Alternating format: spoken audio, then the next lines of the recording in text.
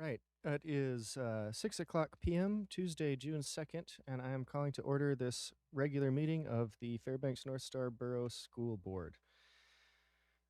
As we call this meeting to order, the school board would like to take this moment to respectfully acknowledge that we are residing on the traditional land of the Dene people. Our mission statement: as a community, we create supportive learning environments where all students thrive. Please join me in the Pledge of Allegiance.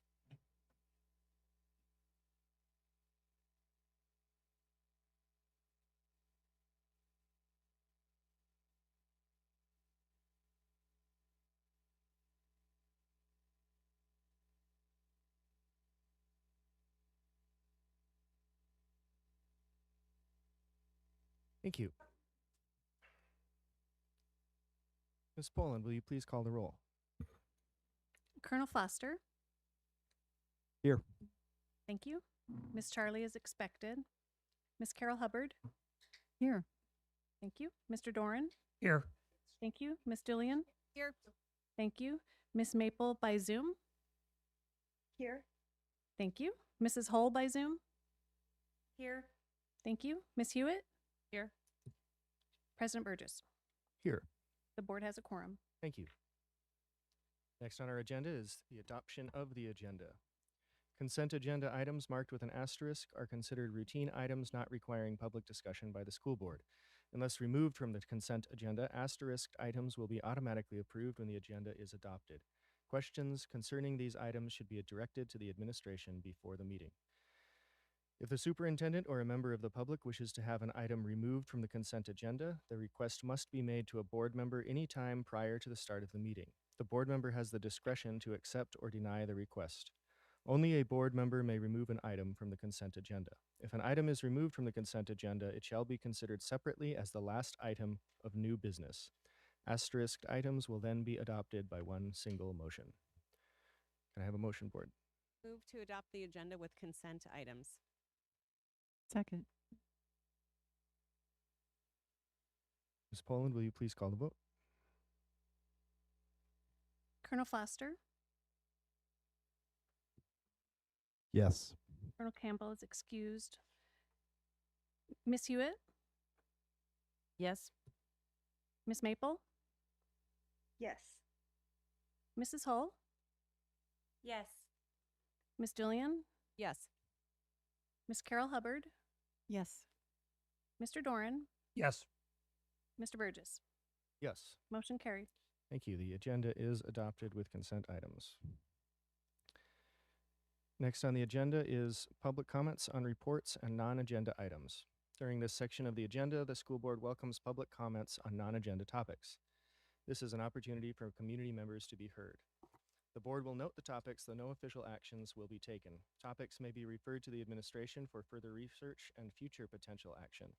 Board members will not respond to comments or questions made by the public. Concerned citizens should first discuss matters with the superintendent or designee. After the superintendent or designee has heard the concerns, they may be brought to the board.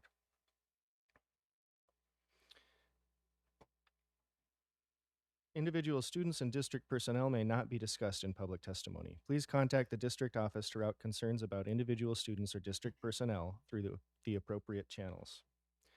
Members of the public will be given the opportunity to speak on agenda items at the time the item is introduced for action or discussion.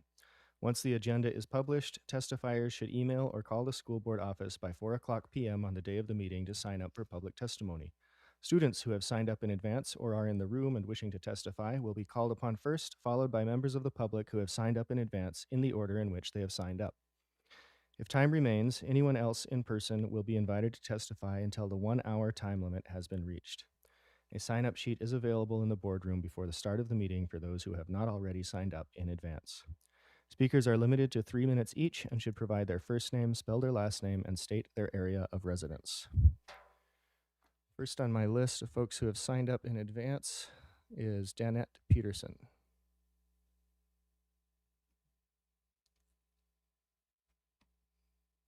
Not seeing Ms. Peterson in the room. Is she on Zoom? On Zoom. Hello. Hopefully you can hear me. We can hear you, Ms. Peterson. Thank you. I apologize for not being there in person. Danette Peterson, Peterson, west side of Fairbanks, FEA president. Thank you for the opportunity to testify today. I am here to discuss the revised homework and grading policies, which were shared with principals and most certified educators via an email on the last student contact day, May 27th. I'm not here to speak to any specific portion of the policy, but I am here to speak about process. Initial discussions were apparently started a year ago and largely involved school leadership teams and collaboration with district administrators and principals who then reviewed and refined the policy. Following the email that was received last week, I had a number of educators who reached out to me with surprise. They did not know that we were proposing changes to the homework and grading policy and didn't feel adequately involved in the process. This afternoon's district email, which was sent about 2 hours ago, further highlights the fact that educators have numerous questions and concerns. And while I appreciate the district's offer to provide Zoom sessions during the summer to answer these questions, the fact remains that there have been many questions and concerns raised, and this highlights how teachers have felt disconnected from the process of revising these policies. We are not simply asking to have our questions answered. We are seeking, as an association, to collaborate with the district. We're seeking to understand the impetus of these changes and the concerns driving them. We want to be a part of the process that addresses the concerns. We want to sit at the table and be part of the solution. Grading is an integral part of teaching. We use our professional expertise to the grading process to inform student learning. The grading that takes place in kindergarten classes, welding classes, music classes, AP physics, and sixth grade health classes all vary greatly, as you would imagine. We would like to have an opportunity to share our professional expertise before the revisions are implemented. Doing so will shed light on the complexities of grading at all grade levels and subject areas. We want to ensure a smooth implementation of policies rather than missteps and haphazard starts. I ask on behalf of FEA members and certified teachers across this district that you pause the implementation of these policies and refer it back to the policy committee for further work so that the association can work in collaboration with the district to serve our educators, students, and families. Thank you, Ms. Peterson. Your time has expired. Appreciate your testimony. Thank you, and thank you for your service this year. Thank you. All right, next I have, so that's the end of the folks who have signed up in advance. I have Cam Webb having signed up in the room.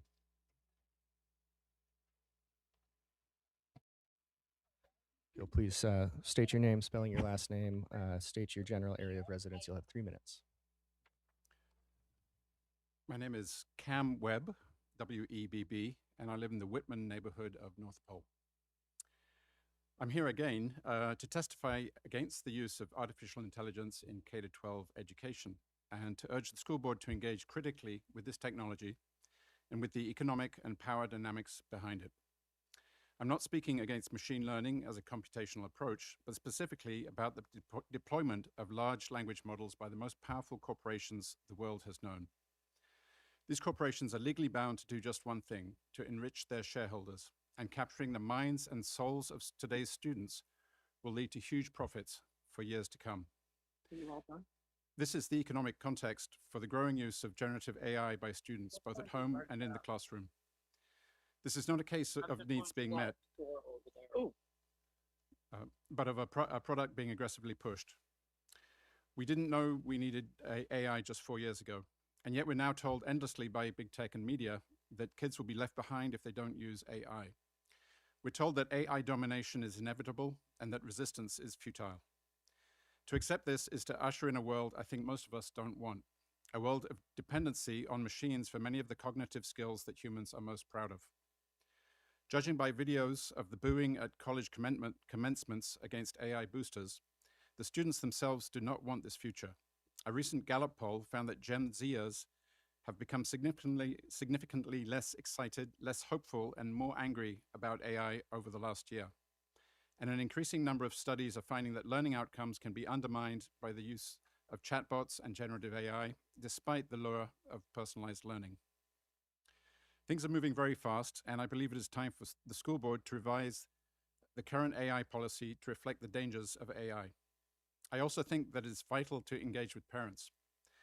Surveys suggest great and growing concern by parents about AI use at school, and if this concern is not recognized and acted upon, some parents may have no choice but to withdraw their children from public school. I urge you to at least entertain the possibility that schools might be AI-free zones. It took society decades to wrestle with phone use in school. Think how much good can be done by nipping AI use in the bud now and not waiting 20 more years to find out we made a huge mistake. I wish you all a restful and offline summer holiday, and thank you for the work you've done this year. May you feel inspired to take a stand against AI use in schools when you return. Thank you. Thank you, Mr. Webb. Appreciate the testimony. That is all of the folks that I have signed up. Is there anyone else in the room who would like to testify tonight? Ms. McMillan, please. You know the drill. State your name, spelling your last, give your general area of residence. You'll have 3 minutes. I'm Summer McMillan, McMillan. I live in Two Rivers.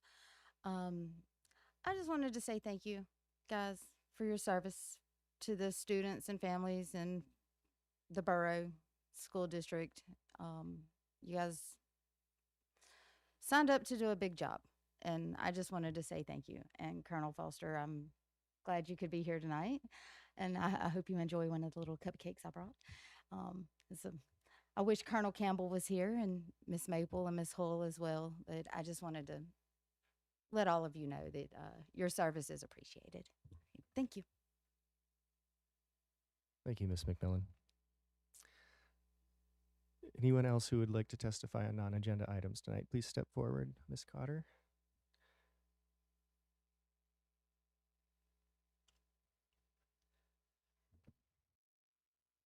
Adia Cotter, Cotter, and I live in the McGrath area. I've gotten lazy about calling and putting my name on a list, so thank you for keeping this option open. I filled out the school start time survey, but I just have a couple additional comments because I did that survey on my phone, and typing on a phone is kind of a pain in the butt. My son attended Lathrop in 9th grade and was late for school just about every day for probably 3/4 of the year. He would not wake up in the morning. It wasn't because of late bedtimes. It wasn't because of electronics. It wasn't because of bad parenting. It wasn't because of some of the things that you might think it was. He just could not wake up. It got to the point where I took him to the pediatrician and I said, "Why is this child not waking up?" And she said, you know, some kids, their biology and during that developmental stage is just like that. And some kids just need a ridiculous amount of sleep. So, you know, he went to school late. I think he had lunch detention or some kind of disciplinary action about that. And we got through the school year. I noticed that the next year, he only attended Lathrop in 9th grade, but I noticed that the next year, the school changed their bell schedule so that there was an extension period 3 mornings a week instead of, you know, class time, learning time, which probably allowed for kids like mine to have a little leeway in when they got to school. So, you know, when we're talking about school start times, you know, my kid is probably an extreme case and not typical. He's very good at being atypical and everything. So I'm not saying that, you know, you should change the rules for these types of cases. However, when we're talking about school start times, it's impossible to please everyone. I get that. However, I do appreciate the creativity that Lathrop or the principal or the district, I'm not really sure who made that decision, had in adjusting something that was a very big problem for our family, caused a lot of anxiety, bordered on mental health issues, just getting to school in the morning, and embraced your value of creativity. You took a creative approach and you made a small change that I'm sure would have helped him if he had been at that school, and probably helped other students who may have struggled with the same thing. Some kids need a lot of sleep. Some kids have parents who have no concept of time. Some kids have a hard time getting to school. And so, not just with school start times, but being creative when approaching new ideas or problems, I really appreciate, and I encourage you to use that type of thinking whenever you're making these kinds of decisions. Thank you. Thank you for your testimony, Ms. Cotter. Is there anyone else who would like to testify on non-agenda items tonight? Seeing none, we will move on in our agenda. Next is the Borough Assembly report. Liz Reeves, the Borough Assembly Deputy Presiding Officer, will provide the Assembly report via Zoom. Hello, can you hear me? We can hear you, yes. I apologize. I do not know how to change my name, but I am not here with APS. I am here with the Assembly, so I apologize for that. That must be carrying over from work. And I do apologize for not being in person. I am dealing with a plumbing issue at my house, so I was not able to get there in person. I do apologize. The Assembly has had one meeting since Mr. Armstrong gave the last Assembly update, and I believe half of you were at that meeting. It was the when we passed the budget. So I'll just give some highlights about that.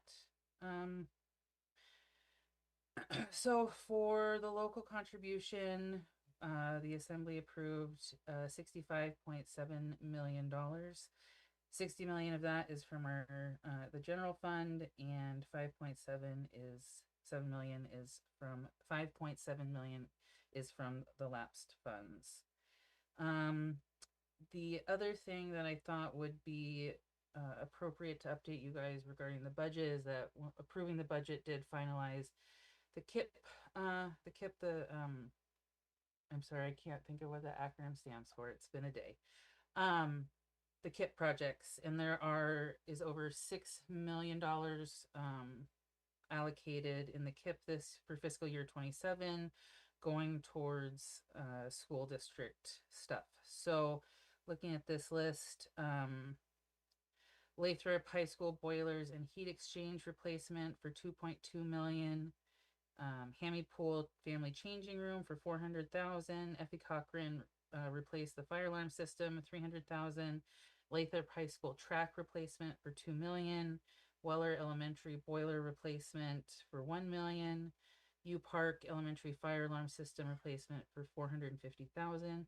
Herring Auditorium rigging and safety upgrade, $270,000, and that is, I believe, all of the district buildings on the KIP list for fiscal year 27.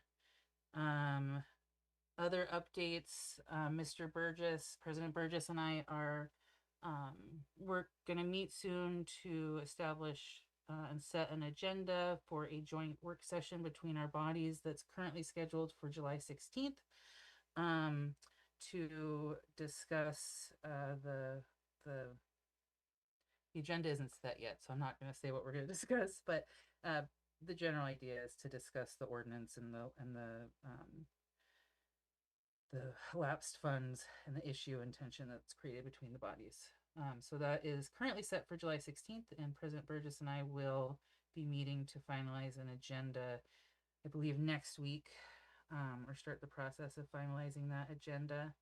And I think that that's all that I have to update you guys on. I think that this will be my last Assembly update to this body. I've been a representative from the Assembly my 3 years, representative to the school board from the assembly during my 3 years of tenure, and I've really appreciated working with you guys and getting to know you all. And it's been an honor to provide these updates for the 3 years. Well, it hasn't been 3 years yet, but during my tenure.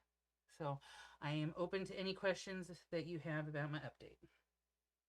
Thank you, Ms. Reeves. And we appreciate you working with us too and showing up here to provide these reports. Any questions for Ms. Reeves? Ms. Carol Hubbard. Thank you, Ms. Reeves, for your report, and we'll miss you.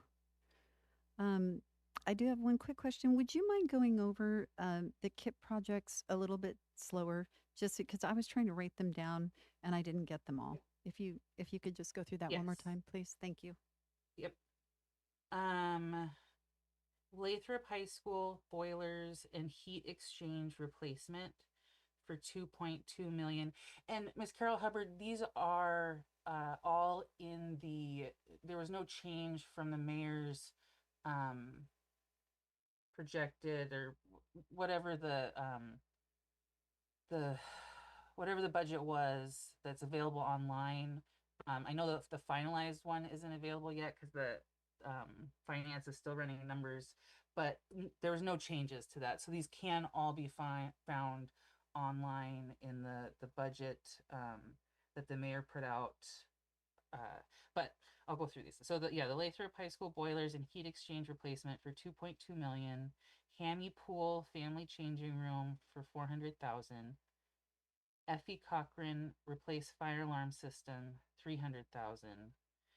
Lathrop High School track replacement, 2 million. Weller Elementary boiler replacement, 1 million. U Park Elementary fire alarm system replacement, 450,000. Herring Auditorium rigging and safety upgrades, 270,000. And then the mayor did just give me a little blurb about there were many of the when it came to the scoring portion of the KIP, many of the roofs came in estimated too high, so the cost in the KIP was lower.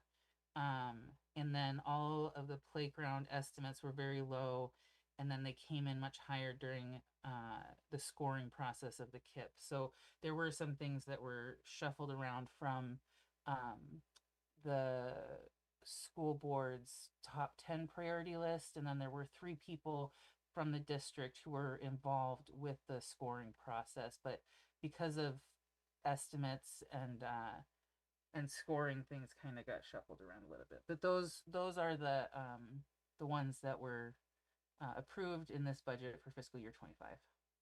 Thank you so much. Any other questions for Ms. Reeves? Not seeing any. Thank you, Ms. Reeves. Thank you, guys. And we'll see you next week. I will see you next week. Okay. Next in our agenda is advisory member reports and comments. Colonel Foster. Okay. So from Eielson, just a couple things. So we have Red Flag Alaska 26-2 started this week. So a lot of aircraft flying, a lot of loud noise. We commonly refer to it as the sound of freedom. So if you hear it, just think of it like that versus it's an annoying noise. So a lot of jets flying. So it'll be a busy 2 weeks. We have some of our partner nations that are also here participating in this exercise. So if you see some folks out in the community that are from Singapore, they're here to practice with us because they are some great partners that we partner with across the U.S. Indo-PACOM theater. With that, we also have a lot of changes of commands going on. So just like Fort Wainwright, Eielson has changes of command. So what does that mean? It means we have new commanders coming in. We have new families showing up. We have a lot of cupcakes that we eat when we go to these functions. So I'll probably contain how many cupcakes I eat on our next break back here, but I'll do my fair share because who doesn't love a cupcake? Those are kind of the big hitters for what's going on at Eielson. For me personally, this will be the last school board meeting for me. I depart Eielson, I depart Alaska July 9th. And I, along with my wife, Michelle, will be heading back to the land of the morning calm, which is South Korea, for our fourth tour to that amazing country. When all said and done, we'll probably have 8 years there. This will be the first time we don't take our son with us. He has graduated from the University of Alaska Fairbanks with a poli-sci major, and he will be going off to the University of St. Andrews in St. Andrews, Scotland, for a postgraduate degree there. A very expensive postgraduate degree. So big shout out to the VA and the post 9/11 GI Bill to assist us with that bill. So we are excited. We've loved our time. We've loved our time on the board. Past and present board members, what people in the community do to serve their community it's always all inspiring. So to see and watch the folks on the board throw everything they got into what they do on this board to represent some very, very tough topics from different perspectives. It is awe-inspiring to watch. So I know I've got to see it for the last 2 years, and I know Colonel Campbell, he gets to see it as well, and he has one more year. My replacement is going to be Colonel Alan Bronco. He is coming in from Stuttgart, Germany, so he's very, very familiar with the interior of Alaska. He was here from 18 to 20 at Allison Air Force Base, so no spin-out time for him on learning how to live in this part of the world. He will be ready to go, and he is a super phenomenal leader in the Air Force, so you're going to get another special one here. So I just want to say thank you, and it has been a great ride, and we are sad to leave Alaska. Thanks. Thank you, Colonel Foster. Any questions for the Colonel? Ms. Carol Hubbard. I don't have any questions. I just want to say thank you so much for your service, and thanks for being a part of the school board for your time here. And we actually were watching Touch and Goes, and we were giddy because I have loved the Air Force being here my entire life. And when I hear those planes, I am still the one who will run outside and I'm looking up for them. So thank you for what you do. Thank you. You're welcome. So it took me 25 years to get in the back seat of one of those jets, and I have a fear of flying. So yes, I am in the Air Force, and I do have a fear of flying, but I got in the back of one of those jets, and it is an amazing thing what those aviators do. Those men and women flying those jets and those F-35s, how smart those jets are amazing. So they are a challenge for any of our adversaries if they ever pick a day. They're going to have their hands full, but I got to find one of those F-16s in the back seat, and it was an hour and 30 minutes that I will never, ever forget. So I do appreciate it. It's, to me personally, it's the smell of the JP-8, which is the fuel we use. It has a very specific smell that every time I smell it, plus that's my career field. We provide the product for those jets. So with no fuel, pilots are just pedestrians. So they need us. So anyway, yes, but thank you for that. Any other questions or comments for Colonel Foster? Okay, not seeing any. We'll move on to board committee reports. Board member chairs are given the opportunity to report on the committees they are chairing. Do we have any reports for committees today?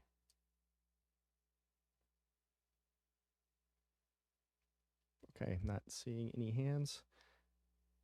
Oh, could I Mr. Dorn?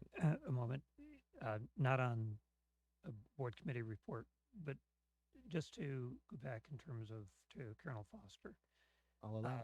Besides it being nice to have Tim's at both ends of the counter here, yes, I just want to say thank you to you and Colonel Campbell. The camaraderie and friendly competition between the two of you, I think, adds a lot to our evening meetings and the conversation. So I really want to note that for both of you. It's been a real pleasure to watch you tag team back and forth. And again, thank you for your service, and best of luck to you in crossing the Pacific.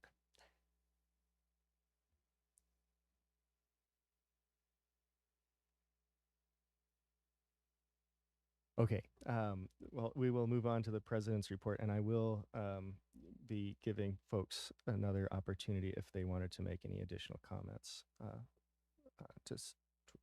for Colonel Foster. So we have a lot on the agenda tonight. I'll try to keep this brief, but I do want to start by thanking Colonel Timothy Foster for serving as the board's advisory representative for Eielson Air Force Base over the past 2 years, I believe. We recognize the sacrifices that you've made to be here on Tuesday nights to advise and inform the board, on top of the sacrifices that you've already made as a military service member in service to this country. We are grateful for your dedication and service to the country and to this community by being here. So thanks for all that you do. And while you will be missed, we, of course, will look forward to welcoming your replacement, Colonel Bronco. All right. And just on a personal note, I guess I would just echo Mr. Doran's sentiments. Truly do appreciate what you bring to this board, you and Colonel Campbell together. So thank you. All right, and then I wanted to, Ms. Reeves kind of preempted this one, but I wanted to give the board an update on the plans to address the borough ordinance that caps our savings. I have been in contact with Ms. Reeves, who also chairs the Committee of the Whole, and we have scheduled a joint work session for July 16th. I have received a draft agenda for that meeting that I will be working with Ms. Reeves to revise on June 11th. We'll go over that agenda and hopefully we'll get it finalized on the 11th. If not, we'll meet one more time. And finally, given that it's the end of the semester here, school is out for summer, I want to give a shout out to all of our staff throughout the district who have dedicated their time and energy to ensure yet another successful school year. I hope you enjoy your well-earned summer off for those that are taking it, and for those staff who will be working this summer to ensure the success of our summer programs, meal service, correspondence courses, sports and activities, and more. Thank you for your continued dedication and service to the students of the Fairbanks North Star Borough School District. Educators have the most important job in the world, and we recognize and value each of you for it. And with that, I conclude my president's report. Happy to take any questions, comments. All right, seeing none, we will move on to the superintendent. Well, actually, if anybody wanted to speak again to say goodbye to Colonel Foster, now is a good time.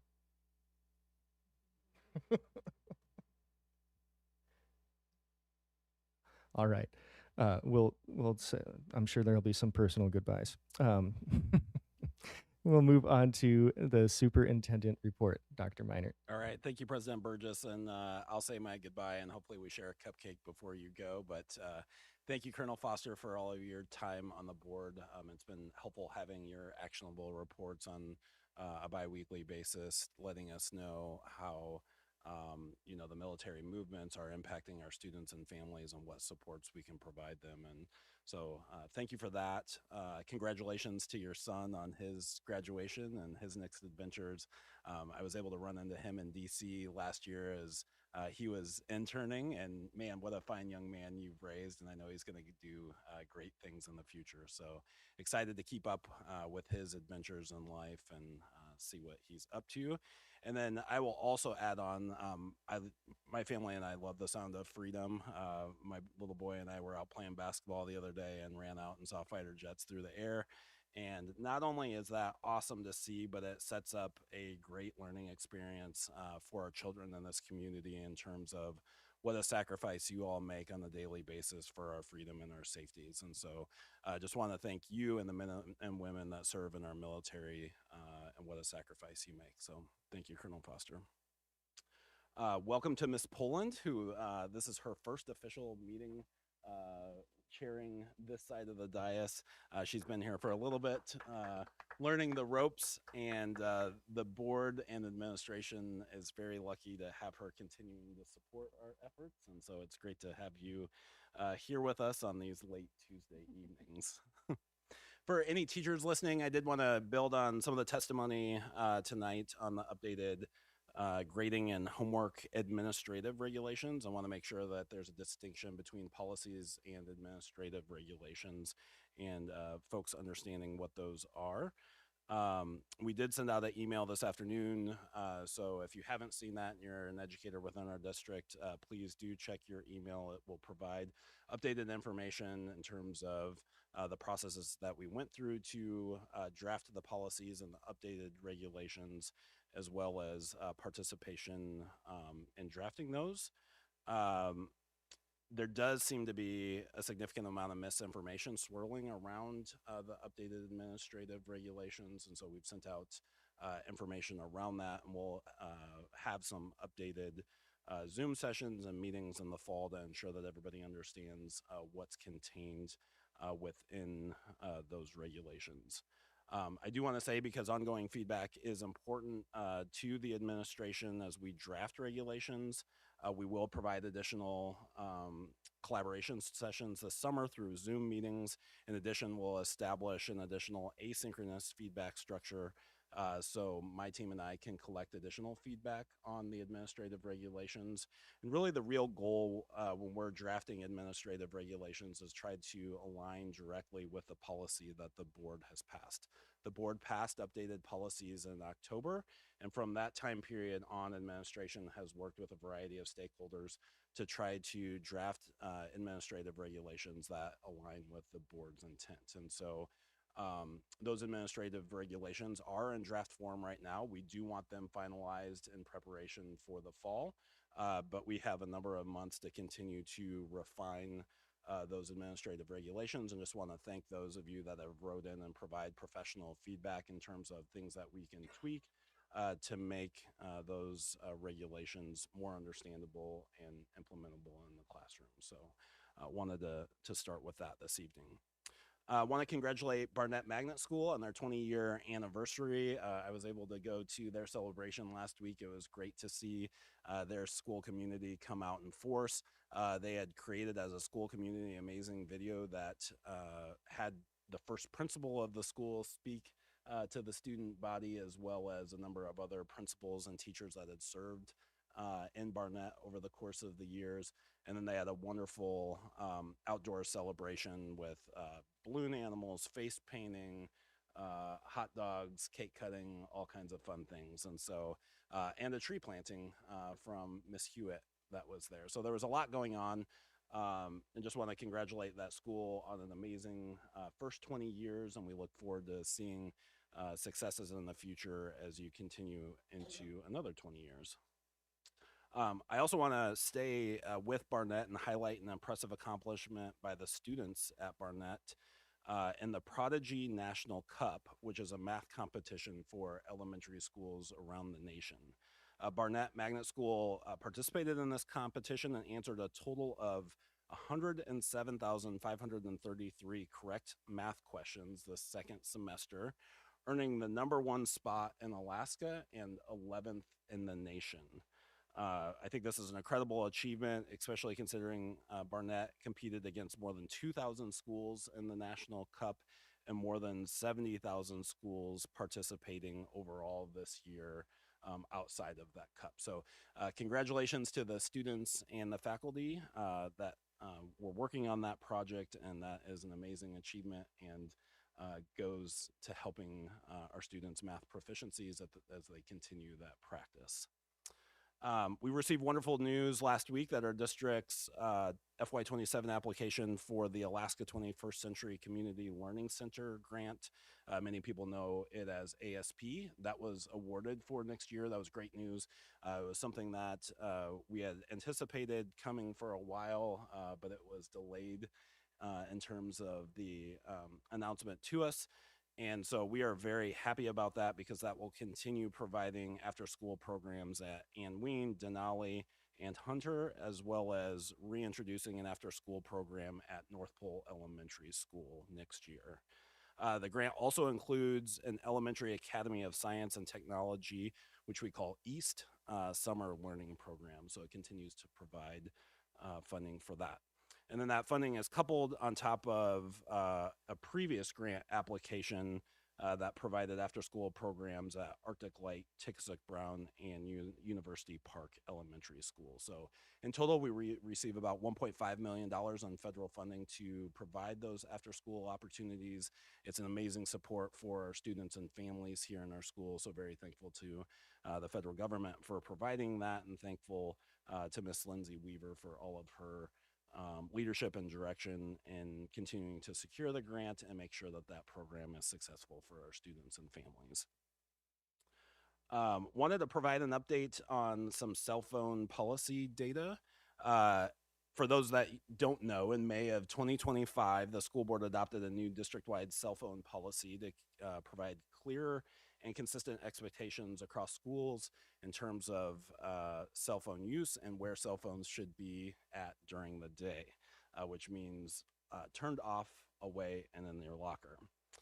Staff feedback from last year prior to the implementation showed that there were significant challenges at that time in both our middle and high schools in terms of the enforcement of cell phones and the distraction of cell phones for our student body.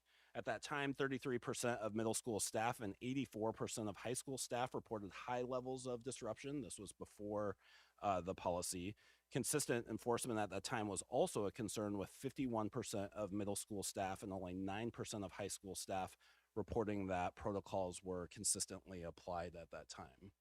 After the board's policy improvements and administration and all of our staff working together to ensure that we had a strong start to this policy kickoff, I'm pleased to report that middle school reports of high disruption have dropped from 33% to 18%, and high school reports have dropped from 84% to 35%. Staff also report much stronger consistency in enforcement, increasing to 75% at the middle school level and 53% at the high school level. Additionally, 95% of employees accurately identify the policy expectations, which was noted. And so I do think this has been a very positive change for our school environments. I thought it was noticeable immediately in the fall as I went from school to school from the year before. Students were much more engaged in their learning, and it was great to see the conversations and the interactions they had with each other without having a distractible device in their hands. And so we still have more work to do, obviously. Some challenges that were pointed out in the staff survey that we had out was still raising some concerns about other technological devices such as Chromebooks, AirPods, and smartwatches. So making sure that we're consistently enforcing expectations there. And then just ensuring that we don't have a second year slide. A lot of times when you focus on a new implementation in a school, your first year is very strong, and then you're like, oh, we got this, and so we don't focus on it as much. And so as an administration and as leadership teams with our principals, we're gonna make sure that we continue to push out information to our families and students about our expectations with cell phones and ensure that those are turned off and locked in lockers for next year. So, and then wanted to give one last shout out in my report this evening. I got a great update from Christine Callison, who is our Director of Health Services. She put together a great kind of data dashboard for me, which I've never seen come out of the Health Services Department before, and it's amazing. So I had to share it with the board and the community. Some data on the work that our health services team has done this year. There were over 38,000, close to 39,000 visits to our nurses' offices this year from our students. They administered medication over 19,000 times, applied almost 4,500 Band-Aids, provided over 8,500 ice packs, responded to over 1,500 nosebleeds, which I joked with her, probably half of those were my son's because I get daily reports of him going to the nurse's office. So shout out to Nurse Heidi at U Park. She did an amazing job with my son. Assisted with over 6,000 musculoskeletal concerns and provided over 6,500 auditory and vision screenings. And so incredible work every day in our schools.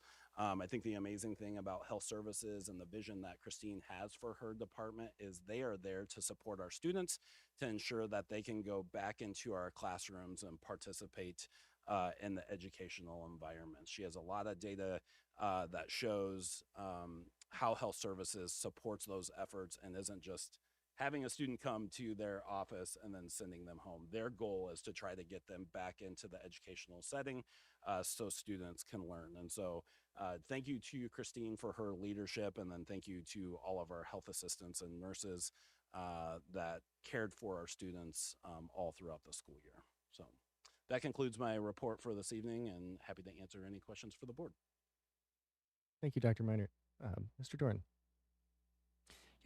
Thank you for that report, and especially for the clarifications around the homework policy, because it's not the policy that seems to have raised questions, but the administrative regulation. And what I just wanted to help clarify, and if you would add to that, is it's a different process so that people understand that the policy stands and it's broad.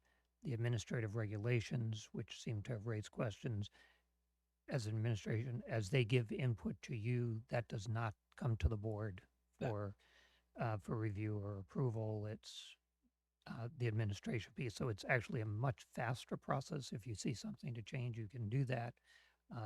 So Yes. if you want to add something to Yep, that, but that- just that clarification that you made, that it's administrative reg, it's not policy, that seems to be the concern at this time. Yep, that's absolutely correct. Most of the challenges are with the administrative regulation, and so we will set up systems to try to continue to collect feedback. At the end of the day, we will have to land somewhere, and not everybody will be happy with where we land, but we do want to try to get it as close to the intent of the board as possible. And so we are setting up systems to ensure that feedback is coming to administration and not the board, because we will be the ones working through the administrative regulation. And as you said, that is a flexible and quick process. Diana Dillard, our policy specialist, is amazing at that work and does take in feedback and regularly can change those administrative regulations as we get feedback. Thank you. Ms. Julian.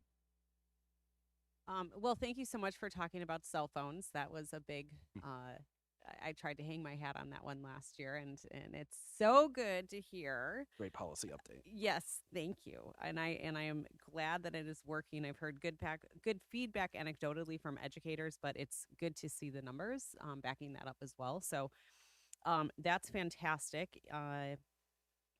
I'm, of course, I always in the back of my mind, I think, well, maybe a bell-to-bell band might help us with the Chromebooks, AirPods, and smartwatches, but I'm just going to put that little seed there. But my question, and I'm going to pivot to testimony that we had tonight, and of course I brought this up before, but I am also, concerned about what can we do as a body, as a policy body, to get in front of the AI, generative AI, and one-to-one device use for students. I know that out of necessity with COVID, we as an entire society went very much into using our devices to kind of help through that process, especially when it comes to education. And of course, like you mentioned, there's a lot of school districts that are, the pendulum is swinging, and you see some of them, Unified LA School District, that are going all the way over on this side again, pulling back. I'm not suggesting that we follow that. That's a different culture. It's a different school district. It's a different dynamic. But I'm really curious how we're going to move forward as a body, and also as administration, in considering some of the concerns, because I know that the concerns are there not only from parents, but from educators and also from students. And I'm just curious, and I'm putting you on the spot, but a little bit about, your thoughts on how we might kind of proceed to start looking at generative AI and one-to-one device use.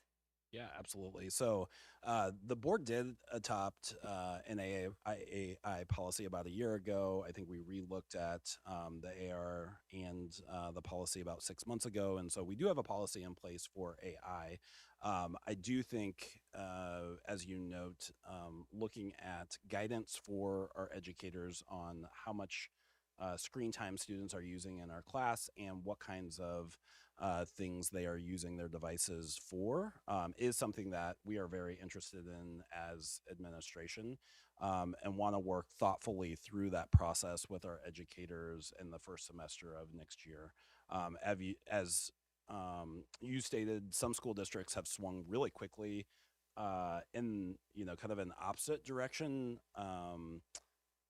and have not necessarily done so alongside of their educators in the classroom. And so I want to make sure that as we're developing guidance and how we want technology to continue to be used in our classrooms, what that looks like in different grade bands throughout our schools. And so obviously that's going to look very different in kindergarten and first grade classrooms than it is a senior in high school. But I do want the time and space for administration to work through that process. I think that most of the guidance will come in administrative regulation, but if we feel like there's additional policies that the board needs to adopt around that, we'll definitely bring that recommendation forward.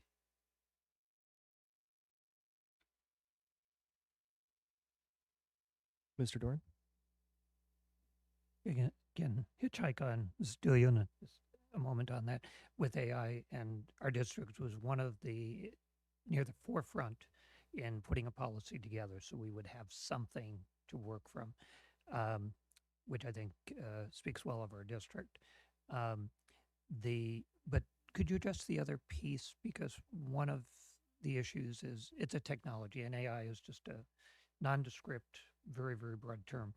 But we have in our technology curriculum, or it's a supportive curriculum. It's not a standalone curriculum, but it's there to teach students about the sort of the benefits and the difficulties, the challenges that technology provides. But could you just a couple words on that piece of what we're trying to do? We've built it into our teaching and learning. We have, and then the policy in AR, it's pretty specific in terms of teachers being specific on the types of assignments they might have students use a particular technology, not necessarily just AI. AI certainly falls within that realm, but we're being specific on what technological tools students can use to produce content. We know students, and this is primarily it's all across our levels, but thinking about our high school students who are going to go out into the world, whether it be careers or college, we want to make sure that they're able to use tools responsibly when it's allowed to do so, whether it be in the workplace or in college, and understand the complexities around it. But then also make sure that students are getting enough reps and repetition and practice of using their own content creation tools in their brain to put things either to paper or on computer. We're not wanting students to just rely on these technologies. And so our policy, our training, and our administrative regulation goes into that, not only for AI, but a number of tools, and teachers working responsibly or side by side with students to ensure that they're using technologies in a responsible way. Believe it's what digital citizenship is the nomenclature we kind of use that helps students understand the big picture. For sure, that's it. Yep. Thank you.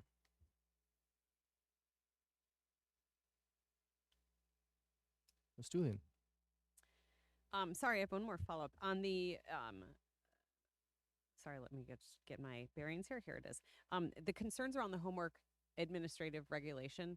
Can you send, and you don't have to have it right now, but if there's a way that you can send us the policies that inform that administrative regulation, just so that I can be aware of what policies potentially are informing that.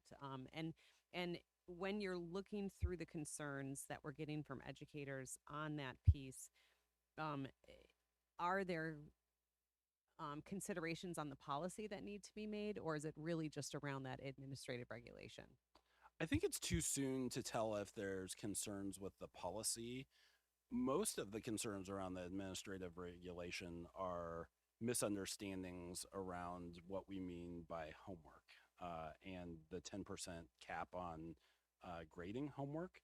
A lot of teachers have interpreted that if a student is working on an assignment and they take it home, that this is now homework, or if they're working on a project, that's homework. And that's not the intent of the policy or the administrative regulation. The intent of the administrative regulation, specifically around homework, is to cap the percentage that teachers can weight homework in a student's overall grade. So we want the majority of learning and teaching to happen in the classroom. Of course, there is a piece for outside of the classroom, but the majority of the work and the assessing of students shouldn't be happening during that time. And that's what is actually reflected in the policy, and the administrative regulation that we've drafted is trying to align with that. And so as we work through it, if we feel like there's some concerns that are directly related to the policy, I'll make sure that President Burgess has those. Also, the board does have in their email just this afternoon the update that we sent teachers, as well as a resource link that will show the policies, the administrative regulation, and the highlighted updates of what's changed in those ARs.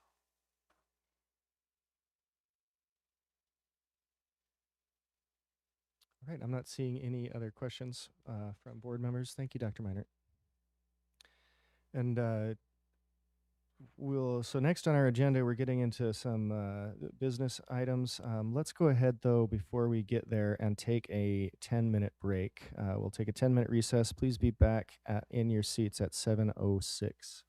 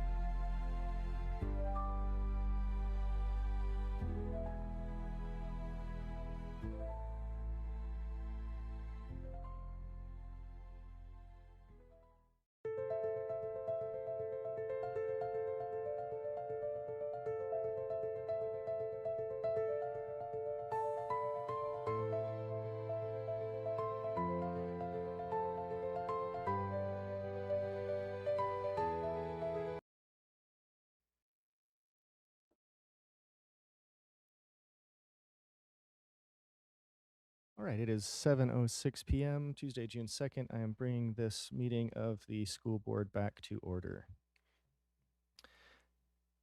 We are on action items, unfinished business, at policy 4119.15, etc., professional boundaries of employees with students. This is the second reading. This policy, professional boundaries of employees with students, is proposed to be revised and is before the board for second reading by administration.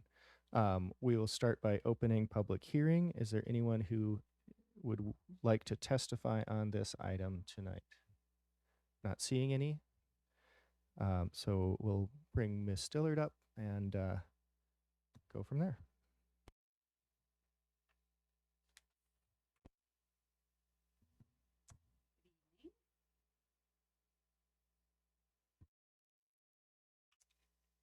All right, so we are here for a second reading.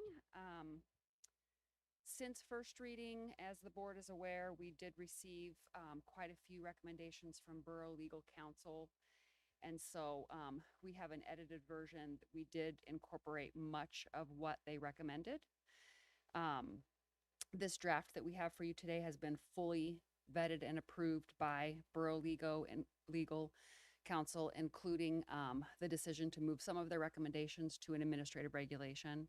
So some of what you had seen maybe from their recommendations, we did agree would be great content, but better for administrative regulation.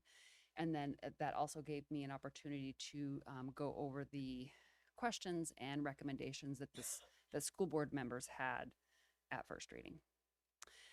So with that, I think there is a lot to look at as far as edits. So I'm just going to pull up the policy and go paragraph by paragraph, if that's okay. I'm going to have on the board the edited version of the policy, and I'll start with the numbering. Mr. Doran did ask about what we could do potentially about the numbering, and we would ask that we just kind of table that discussion until we have work session regarding all of Article 4. That is the next and last article that we have to work with the board on. This would be a clerical change. If we decide to do something different with numbering, we don't have to look at this policy again with you. We just have to change the number. So we would ask that we just kind of move on and discuss that at the work session. Ms. Dillard, I'm going to pause you real quick because I did not get a motion before going to this discussion. So board, if I could get a motion.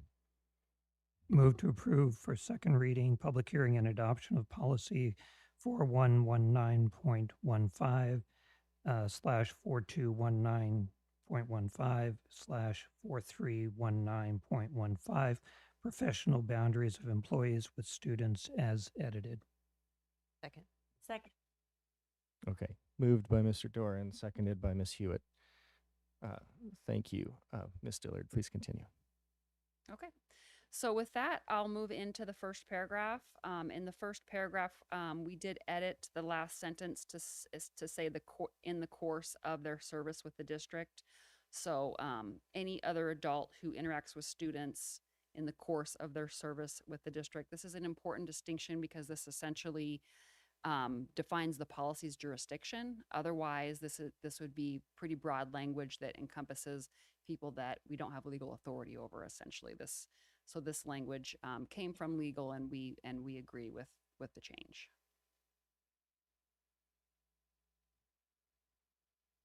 Mr. Doran. Okay.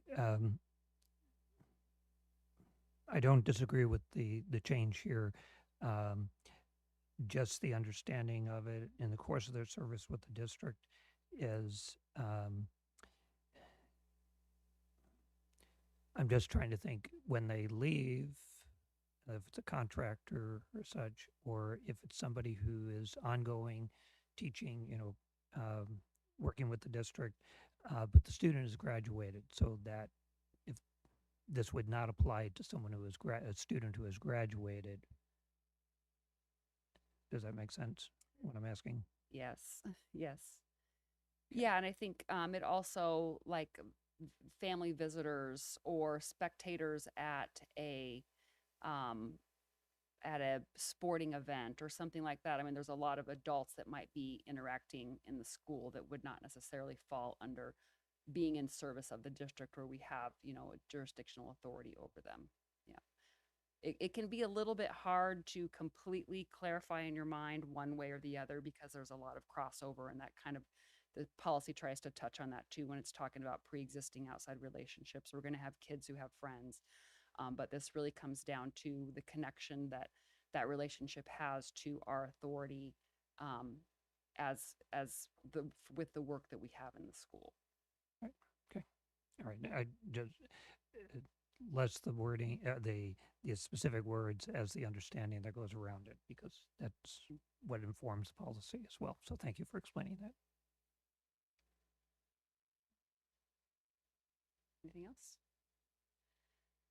So then in the next paragraph, legal had recommended that we move to just the term are inappropriate. So boundary blurring actions that, while not necessarily unlawful, are inappropriate. And I think that the important distinction here is regardless of whether they do or do not lead to egregious behavior, we're just defining what's appropriate and not appropriate.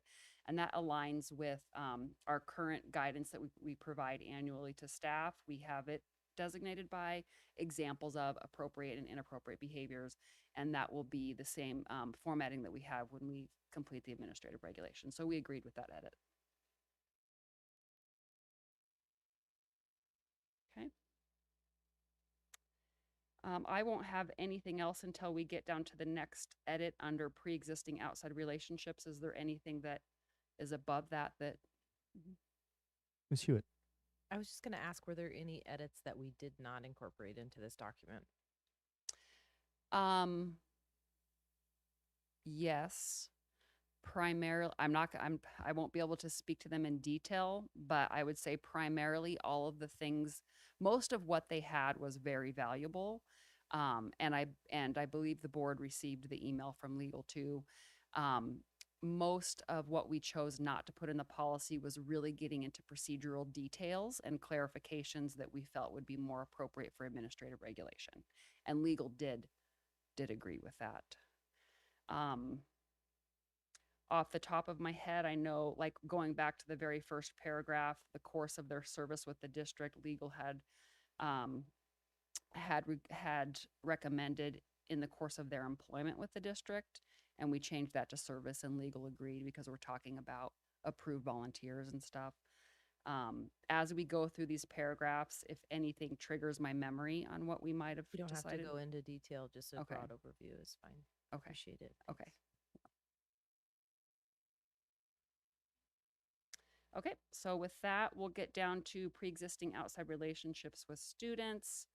I think this, the move from discuss to disclose is just, it's more of a binding word. We're not talking about a conversation that is optional. This is something that is a required transparency. So, and with the recommendations from legal at this point, they had a lot of, added a lot of details about what that disclosure needed to look like. So we kept the disclosure word, but we'll be looking at the actual responses or requirements in the administrative regulation for that. Mr. Doran. I think this is a good change. Actually, I like it better than discuss, but I was piqued my interest when you mentioned the word it's a less binding. In some ways, I think it gives better, a wider acceptance. And my wording description is not exactly right, but why I like disclose is it may not be a point of discussion and back and forth but we have to be informed about the situation, and that's what is most important. And when we look at it down the line, you don't have to discuss what that relationship is, your neighbor, third cousin, twice removed, or whatever it is, but that the disclosure is what's most important, and the discussion is not something that then depends. It leaves it open-ended. Discussion leaves it open-ended in my mind, as there could be a judgment. You have to give the information. Mm-hmm. So I like the change here.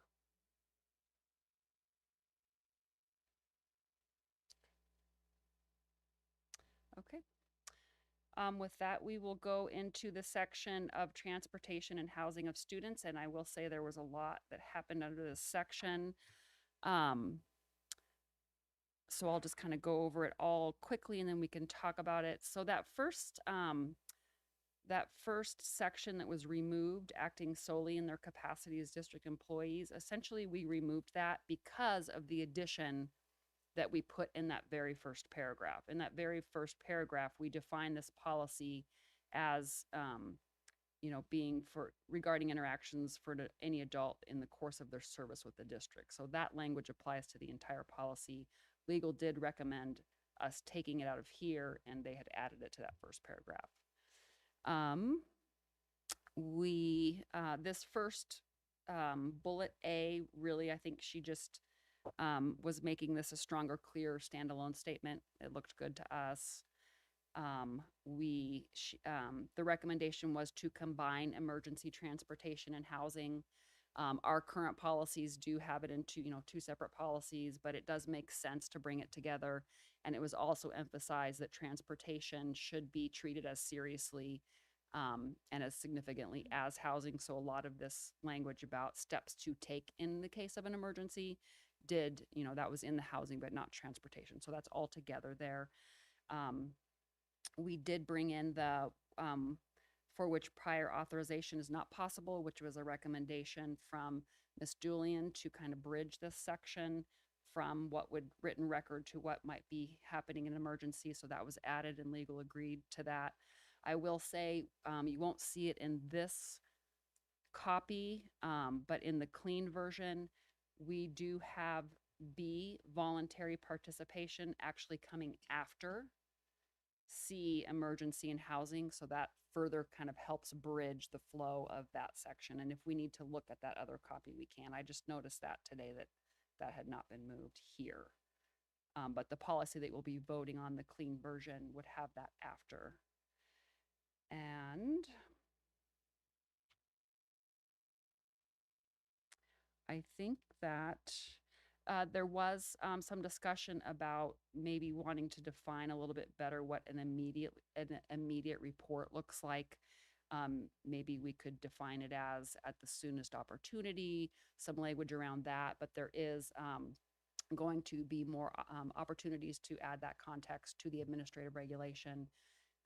The immediate language was recommended by legal for that. Ms. Julian? Thank you. There's one thing in this section that really kind of flagged from the definition part of employee, and it actually refers back to the very first paragraph of this policy. We are referring to everyone as employees. However, it made me even think, I referred back and I see, yes, for the purpose of this policy, employee encompasses all district staff, volunteers, student teachers, independent contractors, any other adult who interacts with students. However, when you're reading through the policy, if you don't constantly refer back to that, what I was thinking here was, employees. I thought that, we're missing that other group of people, the volunteers, the coaches, all of that. But however, it is defined in the very first. Is there a better word to use versus employees, since a volunteer is not an employee, but an employee is absolutely an employee? So a more all-encompassing word that legal might recommend. That would be my only question. I'll jump in. I mean, I would be hesitant to change that definition given that it's gone through two legal teams and they both suggested employee. That seems like a fairly substantial change because it could change the definition. And so I think I understand what you're saying, but it is captured in that first paragraph that employee in this sense is capturing all of these groups of people in it. And I would be hesitant at this point in time to change that and adopt it. The board can always decide not to pass, the policy in this reading, and we could go back and do that work. But I would not be comfortable recommending a change this evening. Okay, yeah, and I think that's, if I may, I agree. I think that it is written in policy where it is very clear, but I'm just thinking of any type of future litigation or anything like that where we have to refer back to this. I think we're okay because we have listed that in that first paragraph. However, for me, I go, wait, staff there are employees, but what we're saying is, and they are employees, but we are also encompassing a lot of other things in that word. So I'm fine if this has been recommended by legal in not making that change, but I just wanted, thank you for that clarification.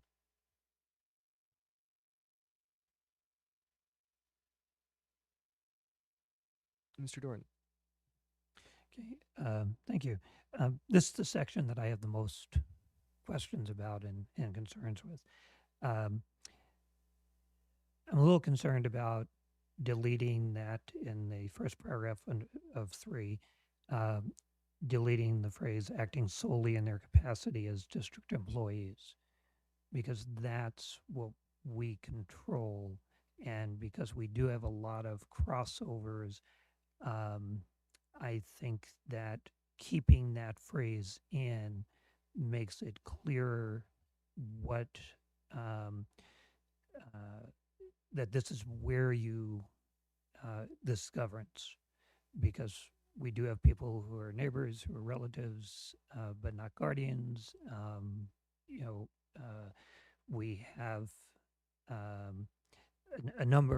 broad number of situations, but this is talking about their being a district employee in that broader sense that we put here. If we're contracting with someone, you're an employee, if you're, whatever you're doing in the schools. So I do have a concern about dropping that phrase. Do you want to address that one? I do have as we go through this section. I will just say, I mean, we talked with legal about that extensively because that is the current policy language too. And legal counsel felt strongly that that should be taken out of that section. It was additionally kind of discussed that considering this section comes directly after the section on pre-existing outside relationships, in some ways there was a concern that having the statement under transportation and housing kind of opens up like an exception to the rule, where this policy overall should be the rule for any person who is functioning within the service of the district. So that is what legal recommended. Okay, and if I might, that's exactly why I think it should stay in. Any person in service of the district. And that's where this applies. If their relationship with that student is only because of the school or their that's their capacity as an employee, that's why I think it should be there. It doesn't govern other situations beyond their service with the district. And so that's my concern in terms of removing that. Because it now broadens it out to your entire life. And that goes beyond what we're beyond our responsibility or control. I mean, and I say that loosely because we always have a responsibility as a community member for kids and the welfare of kids. So, and there are other situations that do that, but in terms of our policy, it's in their relationship with the district and service with the district. So I'm concerned about just dropping that out, and I think it adds more possibilities for confusion. So, Dr. Minert?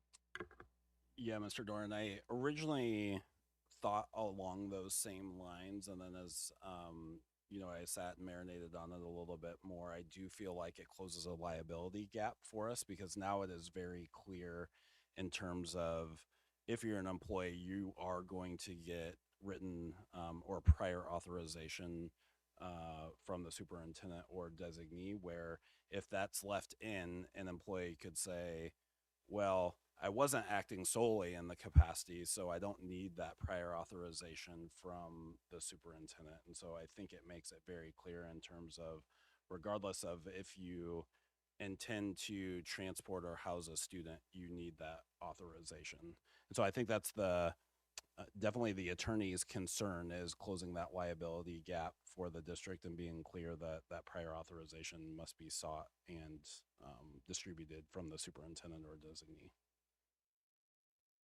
If I might, Go ahead, Mr. Dorn. I think it's opening the liability risk, and it's also tying the hands of employees. I'm thinking weekends, and kid comes over for a sleepover with my kids. Well, now I have to get permission before I do that.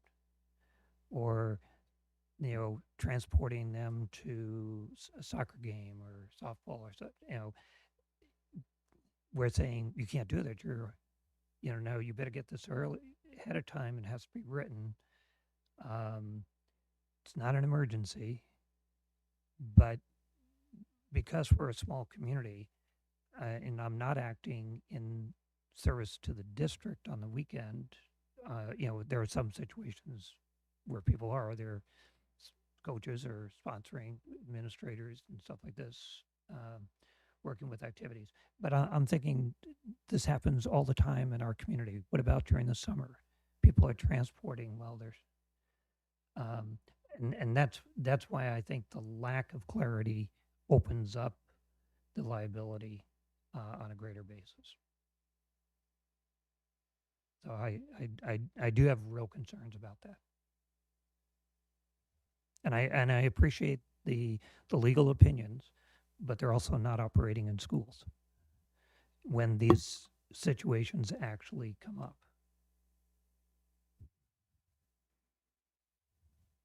So, Ms. Julian?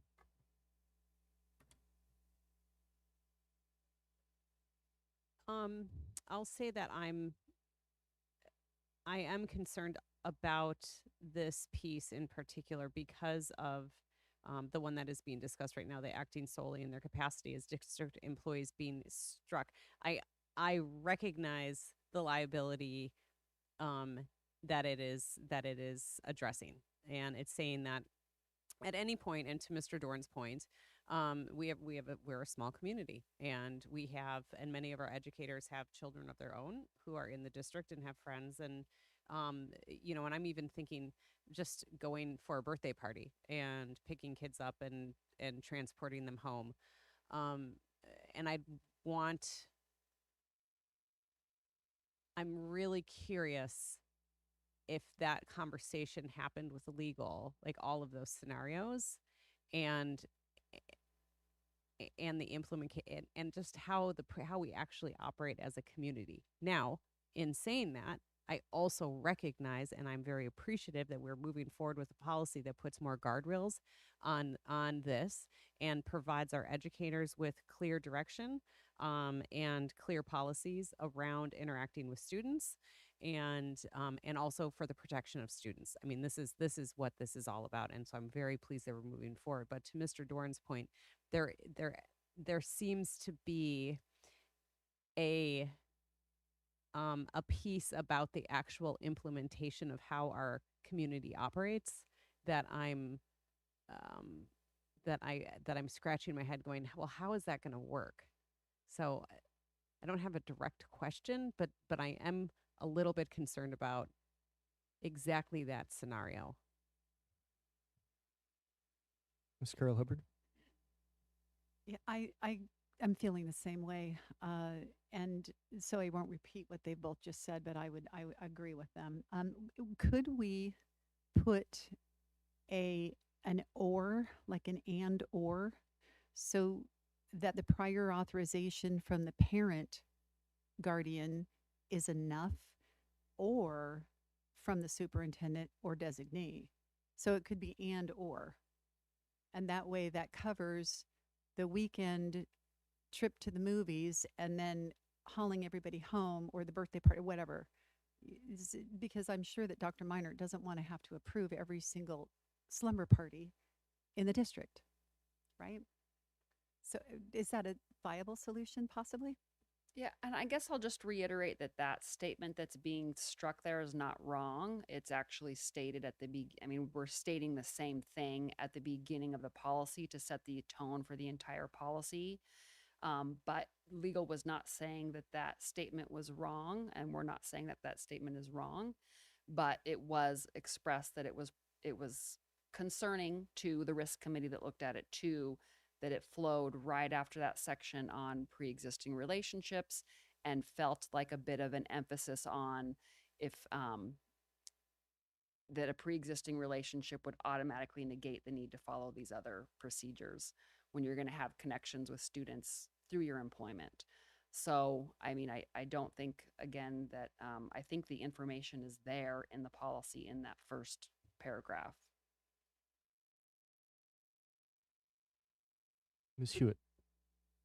So what I understand that to mean is that in the course of their service with the district does not count on the weekends at a birthday party. Is that what you're?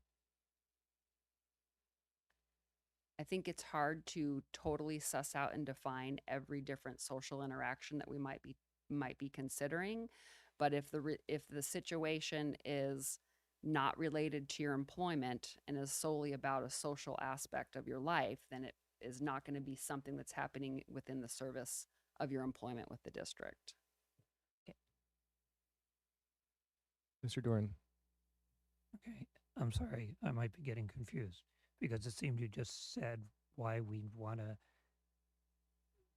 indicate that it is in their capacity as district employees. You know, and I could even drop the word solely from it if that's too restrictive in a sense. But you said there is a distinction, and the pre-existing relationships recognizes that in our community we have these multifaceted connections. But when I'm working as a district employee, that's different. It doesn't impact my social life, and so we do need to make that distinction. And I'm thinking in some ways, when we have a teacher and we have a discussion, perhaps between the teacher and the principal, about their own kid being in the classroom, they can be there. And we've had this about when we say with principals, and there's a disciplinary situation. We have guidelines for that regarding your own kid, that they're subject to the same rules of the school, and you treat them that they're a student in that regard. Yes, they're a kid when the bell rings, in a sense, and, they're your kid and stuff. So we talk about those in practice, and I've watched this work out really, really well. But that's part of the confusion, and I'm going back to some of the original conversations of this policy that really we had to get some clarity in it, and we're creating a situation where we're tying the hands of employees, whether they're working or they're not working, whether it's district related or not district related. And so I'm very concerned that taking that out, at least in terms of their capacity as district employees, that we're tying their hands because, in many communities, particularly in small communities, we have so many crossovers. And we don't want to say, yes, you have to get permission on Friday when Saturday morning the kids are talking and say, oh, can you transport my kid to the game this afternoon? I'll pick them up afterwards, and we don't have to disturb the principal or other supervisor. Dr. Meinert. So, Mr. Doran, I appreciate that change. I think taking out the word solely helps in that conversation. And I don't think this line should stall the adoption of the policy. As Ms. Julian stated, this is a great step forward in terms of ensuring employees understand what's required of them and keeping our students safe. And so, it sounds like there's support from the board to have that sentence in there, and I think taking solely out actually helps with the reading of it, so I would be supportive of that.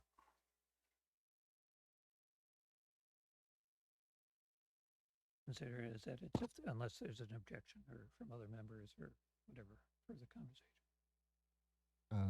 I have Ms. Carol Hubbard and then Ms. Julian.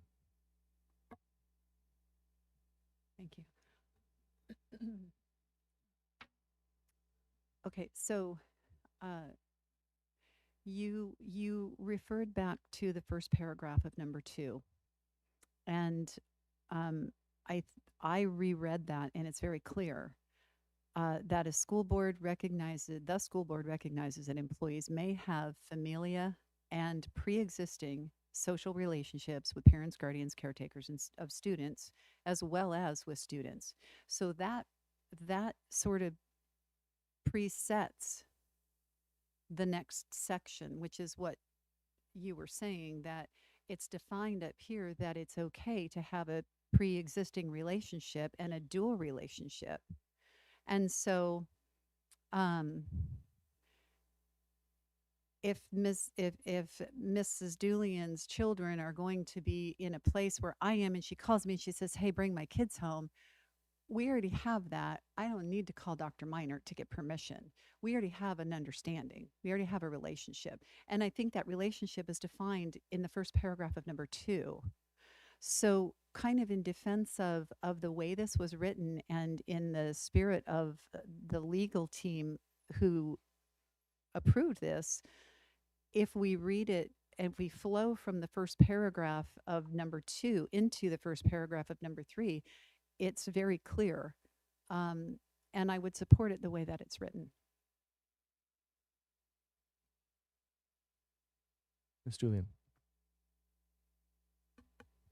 Okay, to further complicate things, I have one solution that I thought, which is that under section 2, it's the final sentence, which is regardless of any pre-existing relationship with students outside of work, when an employee is on the job, they shall abide by this policy and accompanying administrative regulations. I think that is more of an overarching statement that maybe is perhaps should be in the very opening of this, because I'm seeing a strike between the conversation that we're having here on this board, which is where is the definition? And we've even talked, you mentioned that as well. It's hard to define that. In the very first paragraph that opens this, it says that for the purpose of this policy, employees, and it says who they are, and any other adult who interacts with students in the course of their service with the district. And again, that's incredibly broad. But then if we were to roll that other sentence up, that reiterates that this is, and regardless of any pre-existing relationship with students, blah, blah, blah, blah, blah, they shall abide by this policy and its accompanying administrative regulations when an employee is on the job. That makes it very clear that this policy is in relationship to when they are on the job. And that's how I'm reading this. And then, of course, you can go into all of the pre-exist, all the rest of this, and it might strike a better balance because I feel like it is all here. It's just that is in section 2, and then of course section 3, striking the piece that was struck. If we don't highlight the section 2 piece, it feels like section 3 can almost, if we leave it stricken as is, to Mr. Doran's point, adds a little bit of confusion. So that's where my thought process is. Dr. Minert? I would not support adding while on the job higher up in the hierarchy of things, because most of the inappropriate boundary issues we see with staff are actually outside of the school environment. And so I think it's intentionally placed where it is and specific to the language that's around it.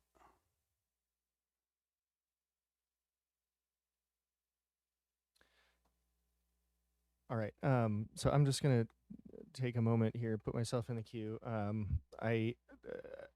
There's a couple of things that I want to bring up. One is we've been on this one part of this for a while now, and I do want to move us along. We've got a packed agenda tonight. I do think I would lean towards agreeing with Miss Carol Hubbard in that the language in the very introduction paragraph and under that item 2, pre-existing outside relationships, should be sufficient here to clarify what we mean. And I think that we're getting a little bit into the weeds in terms of trying to anticipate various situations, and that might be better for AR to carve out sort of exceptions or to explore those details a little bit more. So I think, what I would suggest is that we accept the language here that has been reviewed by legal. And if we in the future feel the need to pull this back out and update it, that's can be done relatively quickly. I also would be fine with the compromise of putting that sentence back in, but removing the word solely, if that's what the board wants to do. But I think that I would like to get the board to clearly express where they're at with that sentence so that we can move along.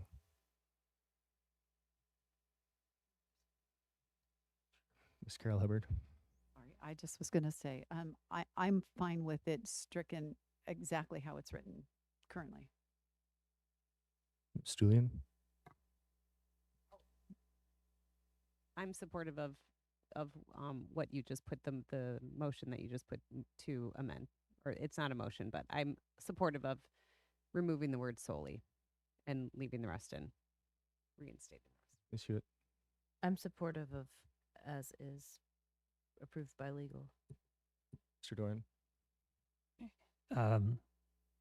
I would like to see the sentence, the phrase stay, removing the word solely, and I would like clarification.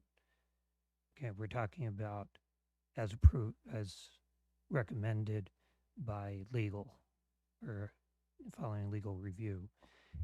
My understanding is that with that phrase before it was deleted, that also passed legal review with our district attorney. And so that was, okay with legal. We have a different legal perspective on it. So we both are acceptable legally. That is correct. That is both reviewed. That is correct. Okay. Thank you, Mr. Doran. Important clarification. Ms. Maple. Can you hear me? Yes. Okay, sorry, I have headphones on. It's disorienting. I support it as written. I had put my hand up a little bit ago, the time before last that Miss Carol Hubbard spoke. She kind of spoke to where, if you look at the whole thing, it's clear. And I think we expect folks to look at an entire policy and not just, cherry pick the part that they want to look at. That's not how policy works. So I support it as written because I think when looked at holistically, I do think it effectively communicates what we're trying to. Thanks. Thank you, Ms. Maple. Ms. Hull? I do support it as written. Okay, thank you. Ms. Julian? I'm going to support it as written. I changed my mind. Right. So I'm hearing that there's a general consensus to leave it as written. So in other words, striking that sentence or those 7 words or so, acting solely in their capacity as district employees, is going to remain out of the final. All right. Thank you. Ms. Dillard.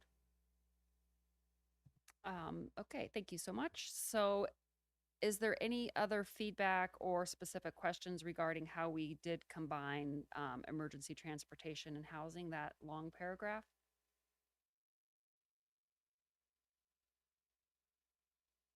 Mr. Dorn.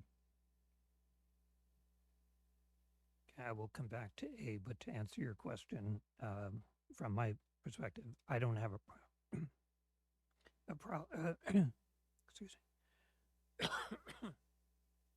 I don't have a problem with combining them. That's fine. And I like shorter policies in general, so that helps.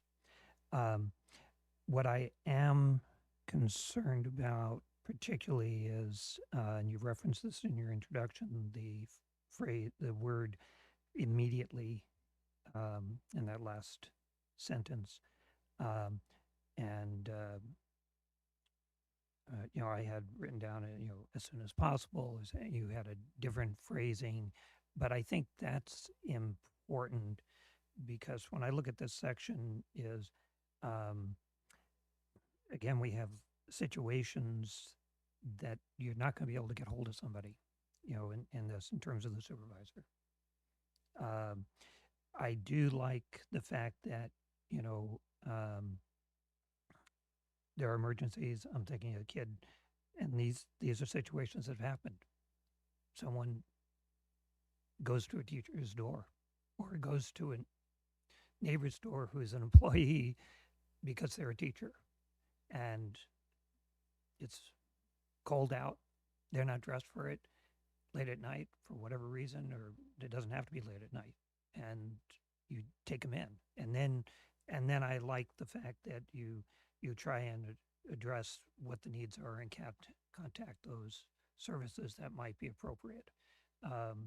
And we have enough situations like that. I'm aware of quite a number in my career, and they're still going on. The immediate report is problematic, and I think it sets up a catch-22 for an employee in terms of that.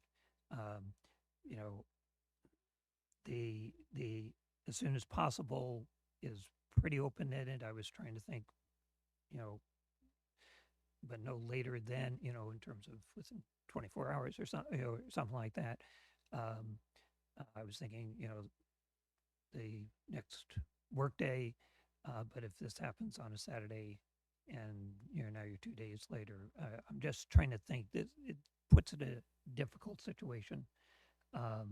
And the expectation that you're going to be able to get hold of your supervisor 24 hours a day.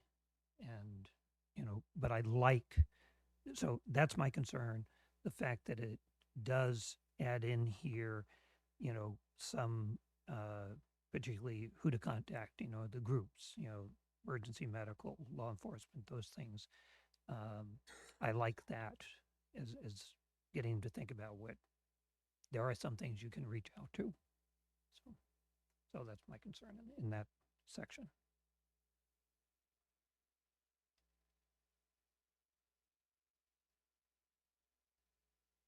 I guess I would just add in the discussion, the wording clarifies the sense of urgency and means that you should not wait.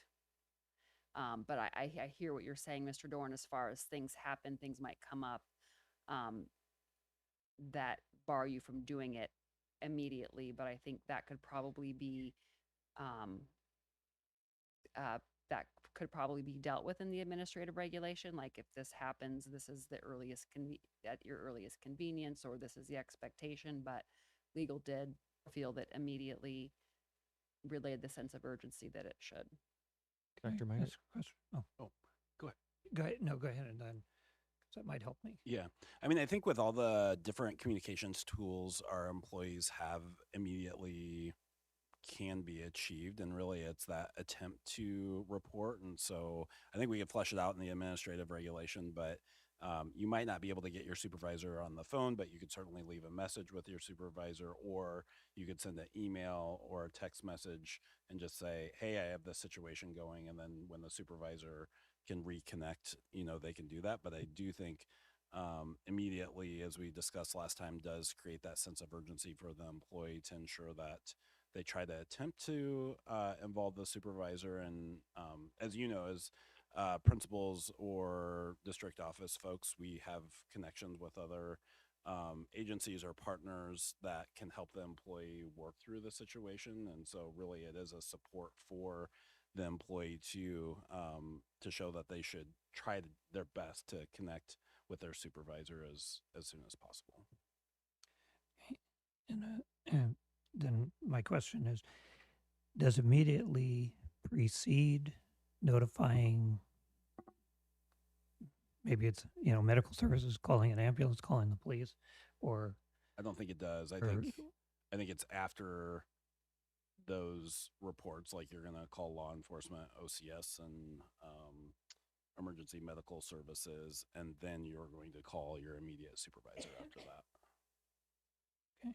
Yeah, and I don't mean to belabor points, but these are realities, and I've been here with the conversations, not as a board member, but on management team as a principal and working with teachers. Actually, I might have been here for the last time this was at the early part of my board service. So I'm not trying to just belabor points for that, but these are actualities that we had some really good conversation so as not to catch employees in a catch-22, and that was some real concerns, and that's went into our original policy in regard to this. So, Dr. Minnick. Yeah, and I'll just say, I mean, that's definitely not our intent to catch employees in catch-22s. We want to make sure that the policy is written in a supportive manner to ensure that they've got the proper supports in place to handle, these emergency situations that are oftentimes difficult to work through. So, wherever the board falls on that particular language, that is our intent as we build out the administrative regulation to ensure that our employees are supported through these processes. Ms. Carol Hubbard. Thanks. I just wanted to say I appreciate you putting the transportation and housing, combining those things and making this shorter. And I do support the way that it's written. I appreciate the legal perspective in it. And I also appreciate the fact that the AR will address more specifics and have other details in it. Thank you.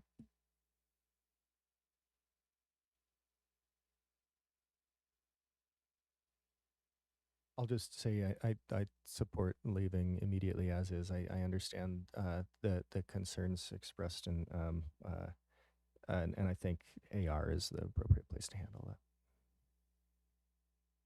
Okay. Ms. Dillard. Okay. Are we ready to move on? I believe I heard Mr. Dorn mention A. Sorry, Mr. Dorn, did I miss your hand? Yep. Yeah. Go ahead. Yes, going back to A, continue to have a concern in terms of that written permission must be obtained. And I'm thinking enough, and again, sorry, I have very practical experiences with it where parent got delayed at a medical appointment, called their neighbor who happened to be a teacher and said, could you take my kid home when you bring your kids home? Yes, you say text, emails, but we're assuming everybody has a cell phone working at the time and can text at least, or such. But again, the very specific, very restricted pieces of this raise a concern for me, and I'll leave it there. I think it puts principals and staff and parents in unnecessary procedures. Ms. Carol Hubbard. Well, so to Mr. Dorn's point, it seems like the majority of the circumstances would imply a prior relationship, which was addressed in section 2. So it seems like if a parent is going to call a teacher, hey, can you bring my kids home? The parent is asking. So there's the permission right there. I don't, and that implies that if the parent has the phone number of the teacher, there's something else going on, right? That's a prior relationship. So I don't know. I like. I think this is a really strong policy. I think it's very well done. And I just don't really want to get into the weeds trying to wordsmith it too much, considering our legal team has spent a lot of time dealing with it. And I don't know. I just think if you, as Miss Maple said, if you look at it as a whole, it works and it explains itself. So I just want to just speak support of this. Right. Any other comments on this section? Okay, I'm not seeing any hands, so Ms. Dillard, if we can move to the next. Mr. Burgess, Yes. Miss Maple, I Oh, messaged. thank you. Ms. Maple. Thanks. I just wanted to say, I'm sorry, I'm repeating Miss Carol Hubbard again, but I think that looking at this as, looking at policy, understanding some common sense that we apply, and then knowing that if something is unclear, that it will be clarified further in the AR makes me comfortable with this policy as written, this section, but also the full policy. So just share my support for it.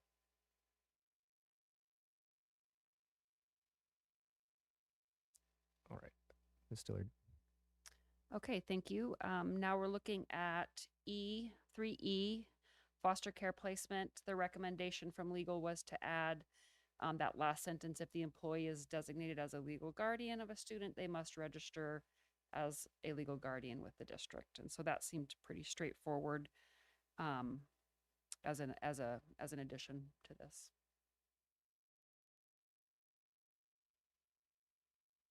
Mr. Dorn. Because I've had problems with some of the other areas, concerns, I just want to say I think that's really good, and it just reiterates what is already practice. That's regularly done. Thank you.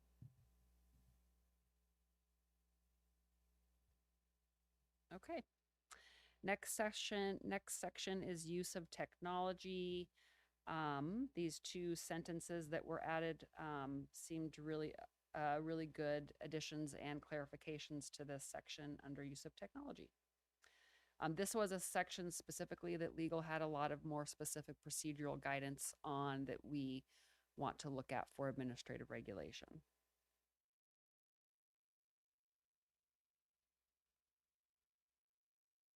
Mr. Dorn. I like the additions, and again, just noting, and if it's addressed in AR, although I am concerned that AR have a lot of exceptions, if that's the direction it winds up going to policy, then we should be coming back to policy and look at policy should guide it. But that second sentence is one of those, again, broad employees anytime, and I'm thinking family or other connections. And yes, pre-existing relationships may cover that. I'm just saying that it's a concern in this area for me, the way it's written in the second sentence.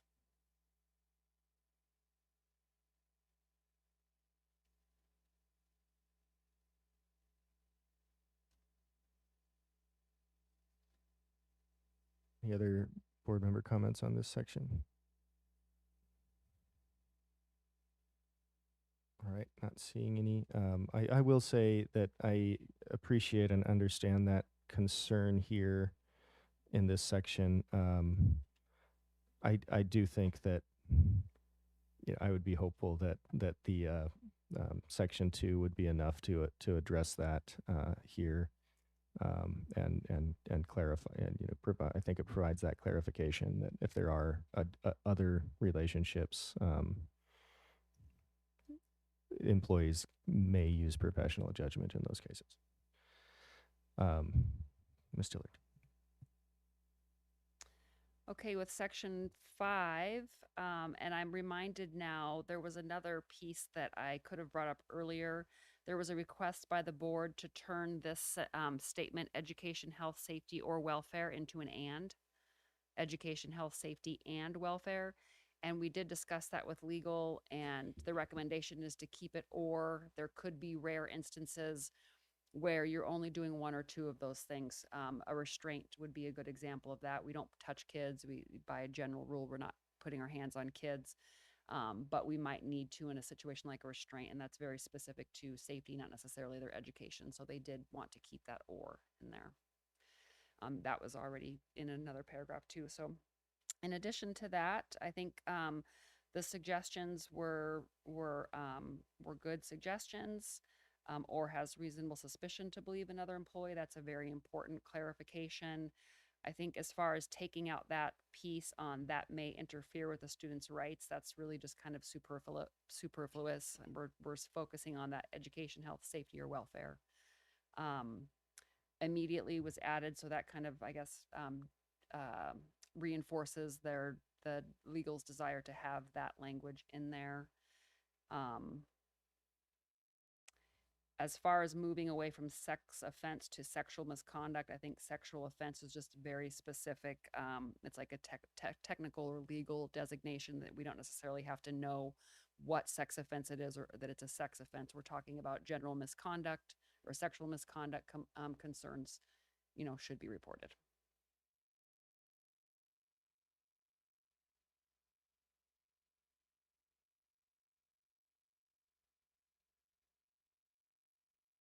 I'm not seeing any hands. Well, Mr. Dorn. I'm sorry.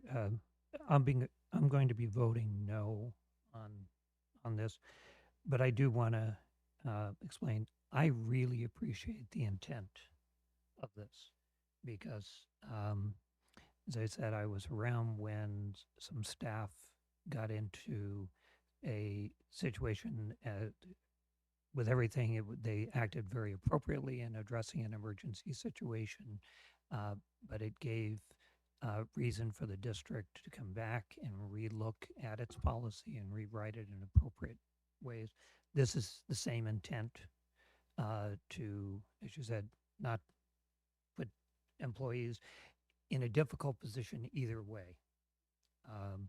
And we don't want them to walk in and get caught unawares, unintentionally in a situation that could be difficult.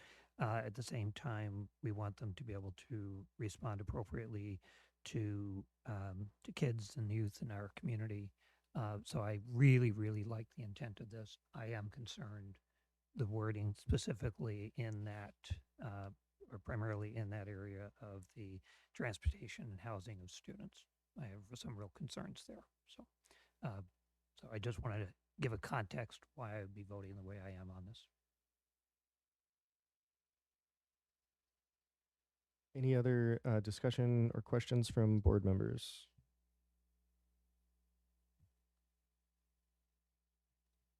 All right, I'm not seeing any. So I think we are ready to take this to a vote. Ms. Stillard, if you don't mind putting up if you have the clean version available, so we can just see exactly what we're going to be voting on. And I'll just reiterate one clarification. The only thing that is different in the clean version from that edited version is that voluntary participation was moved down in that section. Thank you. All right, so we're going to go to the vote. A yes vote will adopt this policy. A no vote will put it back to the administration for additional review and revision. Ms. Poland, will you please call the vote? Thank you. Colonel Foster, Yes. Mr. Doran, No. Ms. Hewitt, Yes. Ms. Maple, Yes. Mrs. Hull, Yes. Ms. Julian, Yes. Ms. Carol Hubbard, Yes. Mr. Burgess. Yes. Motion carried. Thank you, Ms. Dillard. you. And thank you, board, for the robust discussion. Next on our agenda is the suspend policy BB 9320 types of meetings for 2026-2027 school board regular meeting schedule adjustments.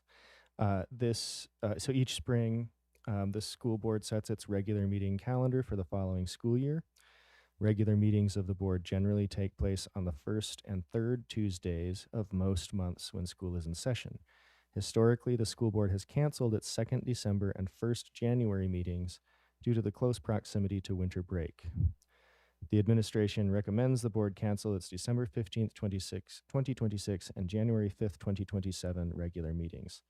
The board does have the ability to call for an additional regular meeting during the year if needed. Board, I'll need a motion. Move to approve the board's 2026-2027 regular meeting calendar by suspending policy BB 9320, types of meetings to cancel the second regular meeting on December 15th, 2026 and January 5th, 2027 regular meetings due to their close proximity to winter break. Second. Right, moved by Ms. Julian, seconded by Ms. Carol Hubbard. Any discussion from the board?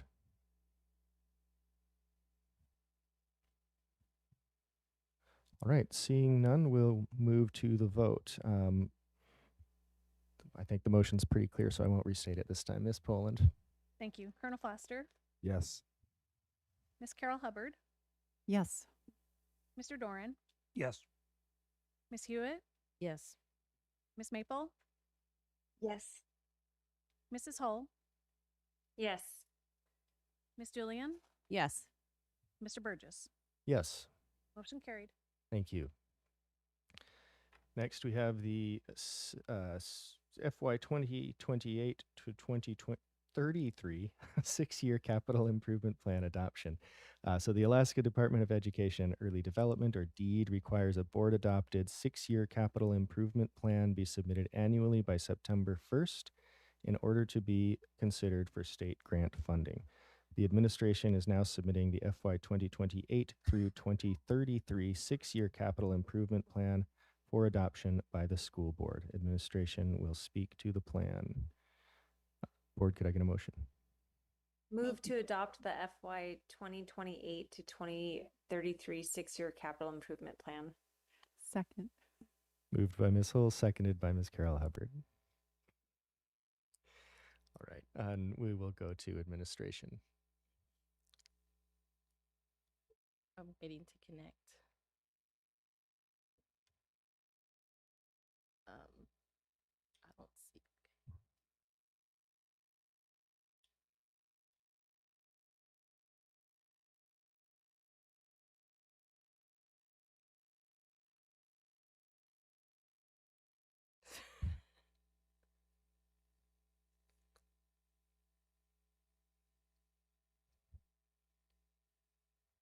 All right, just waiting for technology to catch up.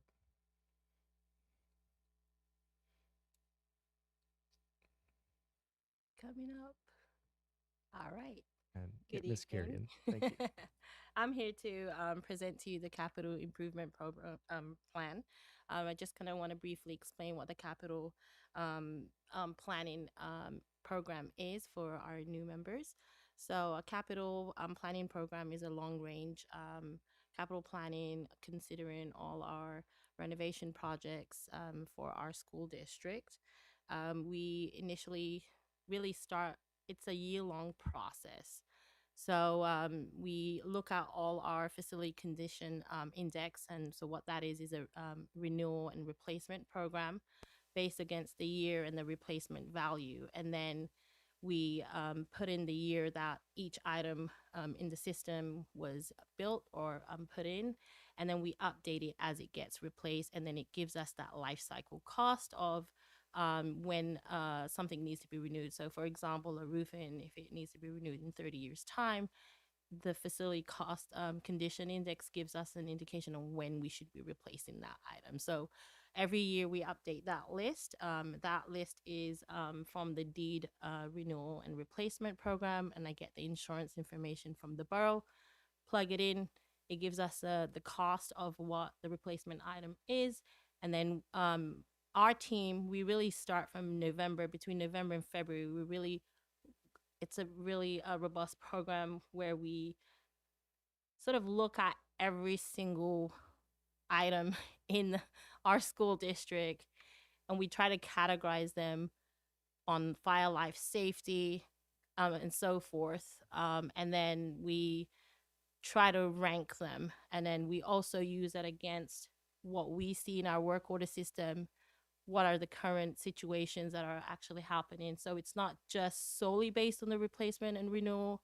The replacement and renewal gives us indication when something should be replaced, but we also consider all the other factors as well. The process and the timeline for that, as I just mentioned, we really start looking at our list in November through February.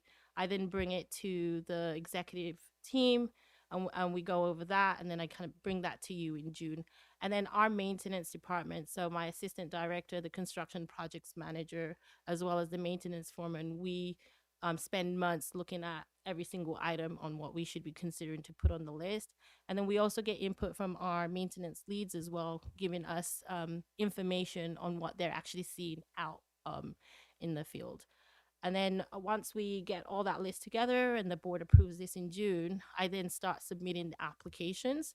We are over here, you're going to look at the 6-year plan out of the 20-year long range plan that we have. The first 10 are only scored by deed.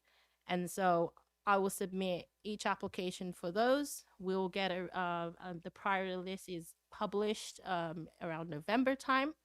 And then the final list is published around January. And then we'll know if it's on the maintenance capital list or on the school construction. And that's pretty much all I've got. If you've got any questions, I'm happy to answer.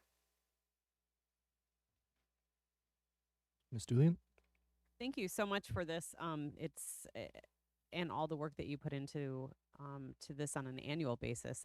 I didn't realize that you do that on an annual basis. So that's helpful to understand the scoping that goes into putting this forward. My question is around which around kind of historical funding around our state KIP plan.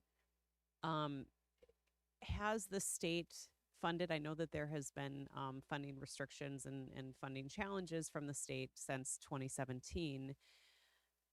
Where's the state right now in funding any of our school district KIP priorities, and when have they most recently been funded? I just want to get a better understanding of that. It's been some time since we've been funded by the state. We did have the debt reimbursement program, and those were from projects that were bonded. And that was the Ryan Middle School and the North Pole Mechanical.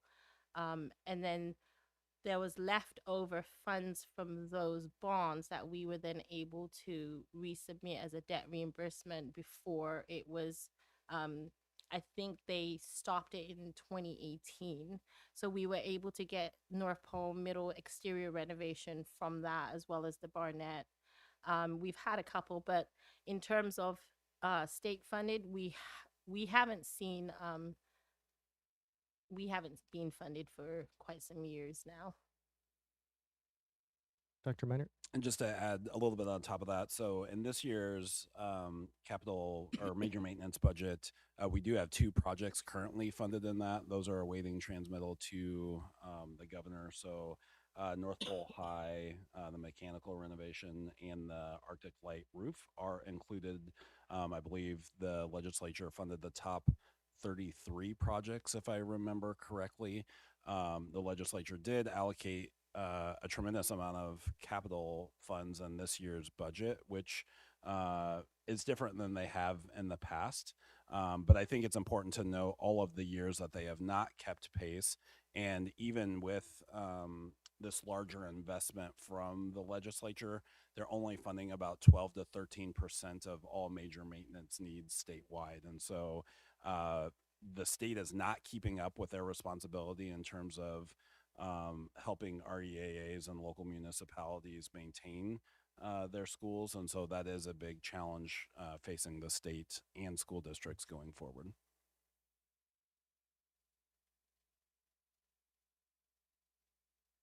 Follow up, Ms. Julian? I do. Thank you so much. So I have a question about the implications of those funds should they come through.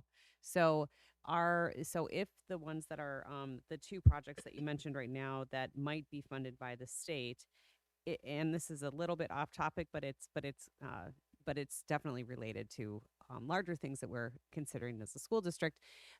If that funding comes through and we are not able to kind of initially spend or encumber those funds and they are held, will those funds be counted in the borough ordinance of overall savings that we are holding? I don't believe so. They're intended for capital purposes themselves, and so that would not be included in that borough ordinance. I don't know the exact mechanics in terms of if it's not spent right away, but given that the boroughs are central treasury and all of the major maintenance actually flows through the borough, that is not counted as a part of that fund balance calculation that we're currently working through with the borough.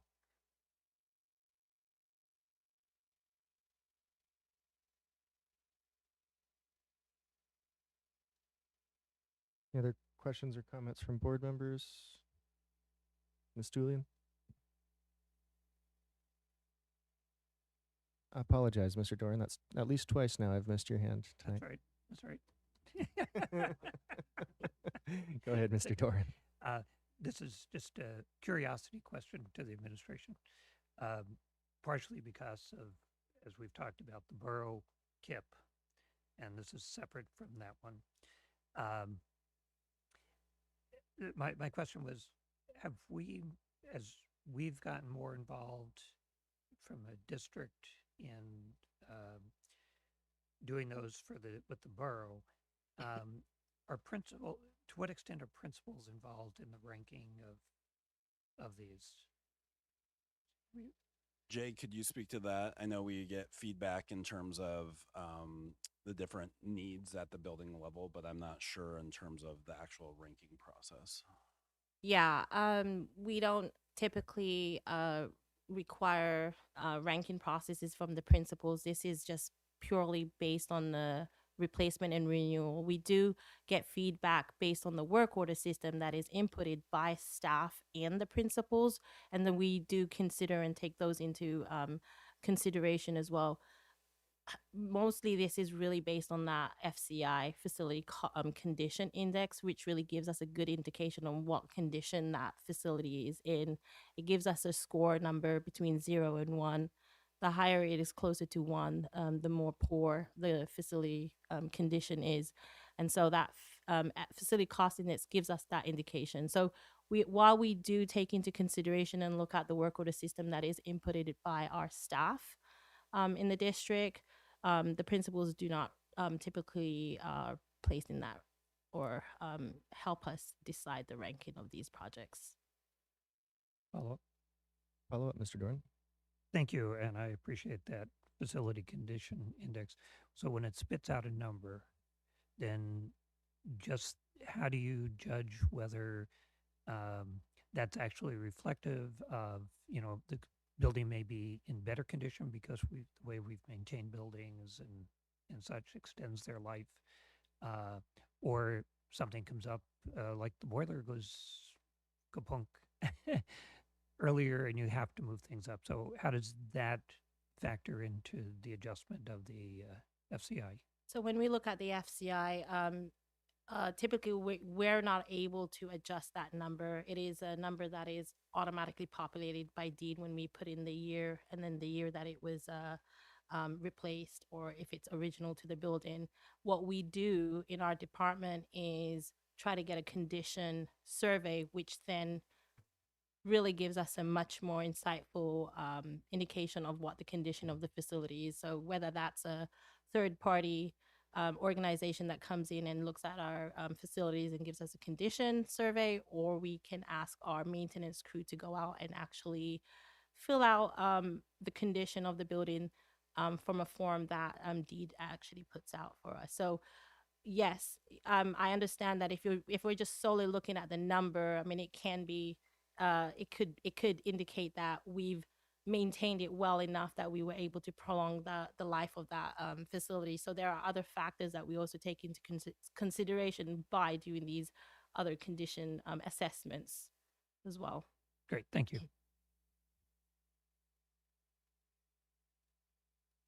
Ms. Julian. Thank you. I'm looking at the total amount here for the fiscal year. It's on page 10 of 11. Fiscal year 2033 total would be 45 million, if I'm reading that correctly. However, if I can remember correctly, that number, our actual deferred maintenance is much larger. Can you just remind me of the total deferred maintenance for all of our facilities? Yes, that's approximately $453 million, and then we have $200 million in backlog currently. Can you explain a little bit about what that backlog means? Backlog means anything that is way past due its life expectancy. So we've got conditions where we still have original boilers, original roofing, anything that was meant to be replaced at a certain time prior to 2026. We have $200 million in that backlog, that anything we haven't been able to replace prior to 2026. Was that a little bit clear? Okay. It is. And then can you, I know that right now we're talking about the state KIP, but in regards to that backlog, and I also know that our priorities are around safety and security for our students and for our educators in the buildings. Is any of that being funded by, I know that the borough is moving forward with several different projects, and we just learned about that earlier at this meeting. But are any of those large projects that are on that backlog getting funded right now from the borough? Yes, we have. So there, you'll see on this list, on the first year of the 6-year list, there's many items that we did put into the borough KIP. And I do also want to point out that we also are looking at some grant funding as well to help offset some of those.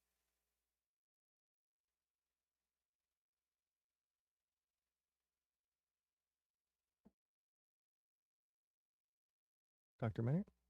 Just a little bit more context on the borough side of things. I think the borough has challenges as well when you're thinking about big projects. Even though the borough funded us multiple projects this year, that total was only about $6 million. And so, that doesn't even cover one roof at times or an entire mechanical upgrade. And so if you remember conversations about a year ago with the borough, they've asked us to piece out or part out these bigger projects so that they can do parts of them rather than a whole, because of the constraints they have within their KIP process. I think this year they funded about 33% of their funds in their KIP process went to schools, and the other portion went to other borough facilities. And so, given that we have over a $450 million deferred maintenance liability, it would take a long time for the borough, to catch up on the needs of the school district. And we greatly appreciate the support that they're giving us with the resources that they have. But this is where the state KIP is so important, is that they also have a responsibility to help fund school district facilities and make sure that we have safe and secure facilities for our students.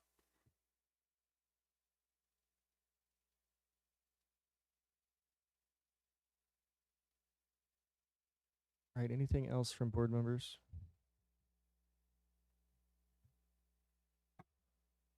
All right. Ms. Hewitt. When do 2028, the two that were funded, when do they go out for bid? When we get the money, or is that a? Yeah, I mean, it is still a lengthy process that we have to have deed send paperwork to the borough, that could range from anywhere between 6 months to a year sometimes. And so the 2028 bid would most likely go out in the, depending on when it gets funded, it will probably be around that spring of that year. Yeah, spring of that year, for either it's going to be work during that summer of the 2028, or it could be 2029. Sometimes they get pushed to a year. So if we were looking at a mechanical renovation, for example, just design alone can take about a year. So if we get the funding in 2028, it doesn't necessarily mean the actual construction is going to be occurring in 2028. We'd have to first go through the design process, and then we'll put it out for construction. So that could take between a year to 2 years.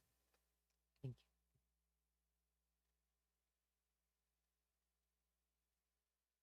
you. Okay. I believe we are ready to take this to a vote. Ms. Poland, can you remind me, did we have a motion on the table? We do. Okay, thank you. So I'm not seeing anything else from the board, so we will move to the vote. A yes vote will adopt this plan. A no vote will not adopt it. Ms. Poland, please call the vote. Thank you, Mr. Foster, or Colonel Foster. My apologies. Yes. Thank you, Mr. Let me get my head straight. Miss Tillian. Yes. Thank you. Miss Carol Hubbard. Yes. Thank you. Mr. Doran. Yes. Thank you. Miss Hewitt. Yes. Thank you. Miss Maple. Yes. Thank you. Mrs. Hull. Yes. Mr. Burgess. Yes. Motion carried. Thank you. Next item on the agenda is our, thank you, Ms. Carrion. The next item on our agenda is the Superintendent Employment Agreement Approval. The school board formed a contracts committee consisting of 3 board members, and this committee collaborated with Dr. Meinert and the district's attorney to reach an agreement on contractual terms through the 2028-2029 school year.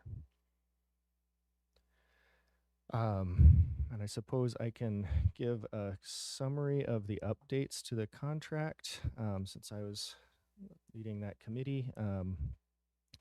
There's very few changes compared to the previous version of this contract. Of course, we were changing the term so that it's from this year through 2029, and there is a 2% increase already set in the previous version. What's changing now is there's in year 3 a $2,000 one-time non-recurrent payment and a 1% increase, and that is consistent with what the district made in their initial offer to our employee unions. Another change is to increase the amount of leave days that can be accrued from 40 to 60, and then an increase in the stipend for personal cell phone service and for use of a personal automobile for official travel. Both of those stipends increased by $50 per month. Those are the proposed changes in this contract that's before us. And Dr. Meinert, did you have anything to add? The only thing I would add is I appreciate the opportunity that this is in front of the board this evening, and really value the position I'm in and consider it an honor to serve in the position. So thank you to the board for considering this contract update. Thank you, Dr. Meinert. And the committee consisted of myself, Ms. Hewitt, and Ms. Maple, and we do recommend the approval of this agreement. To the board for any questions, comments, discussion. Can I make a motion? Oh, thank you, Mr. Doran. Move to approve the contract with Dr. Luke Meinert for the position of Superintendent of the Fairbanks North Starborough School District, extending through the 2028-2029 school year. Second. Second. Moved by Mr. Doran, and Ms. Hewitt beat you to the second, Ms. Hull. Seconded by Ms. Hewitt. Thank you for that, Mr. Doran. And any discussion from the board? Mr. Doran. I'm very glad to see this before us, and I just want to say thank you to Dr. Meinert for taking on this responsibility several years ago, and we're glad to keep you in. And what I especially appreciate that you've really addressed issues that were there and needed to be post-COVID, transition in leadership, et cetera, and have a good understanding of we're not perfect as a district. You're always moving forward because kids change and they grow and they have different needs and such in our community. But to try and take the vision of our strategic plan, put it into practice, and sometimes that's step by step, and you're, in my opinion, pretty tenacious on trying to do that step by step. And take good input, weigh it out, and look at the overall good for the district. So very glad to be supportive of this this motion. Ms. Maple. I just wanted to, I've gotten to serve on this committee a couple years now, and have really appreciated how much I've learned about superintendent compensation kind of across the state in the process. And I think maybe 2 years ago was pretty shocked to see how, honestly, how poorly we compare to some comparable districts in the state. And I appreciate that given that what's been put forward are some really reasonable changes that are in line with what district staff are seeing. And I just want to speak to the impossibility of the job that Dr. Meinert has in our district. And I mean, superintendents everywhere that report to an elected body. It's a lot of people to keep in the loop on a lot of things. A lot of people with specific things that we each care about. And I'm just really consistently impressed by the ability to navigate all of our specific interests, personalities, things that we care about. And it just is so clearly an impossible task, and I'm impressed by it. So that's not necessarily the point of this agenda item, but it was my opportunity to share it, especially as I was absent yesterday. So thank you. Ms. Carol Hubbard. Thank you. I would like to, well, first of all, Dr. Meinert, thank you for your hard work and for what you do for the board and for the district. We do appreciate you. At the same time, I am going to move to strike the 60 annual leave days under 4.4.2. I'll second. Okay, it's been Procedural question. Go ahead, Mr. Doran. When a contract comes to us, and I honestly don't know the answer to this, but I am concerned. Typically, when a contract comes to us, we're not changing the contract. We might send it back to negotiations if we reject it. But procedurally, I don't think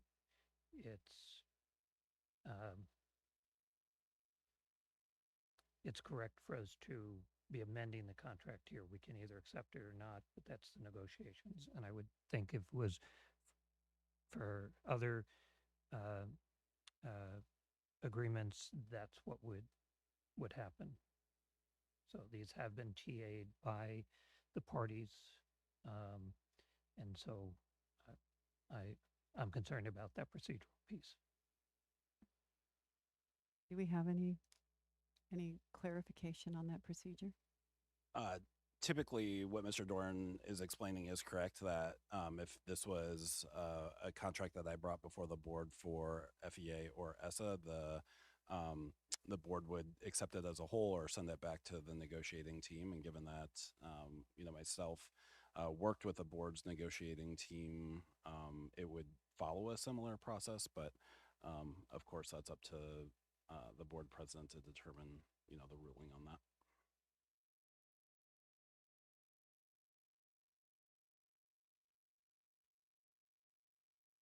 Let's take a brief at ease.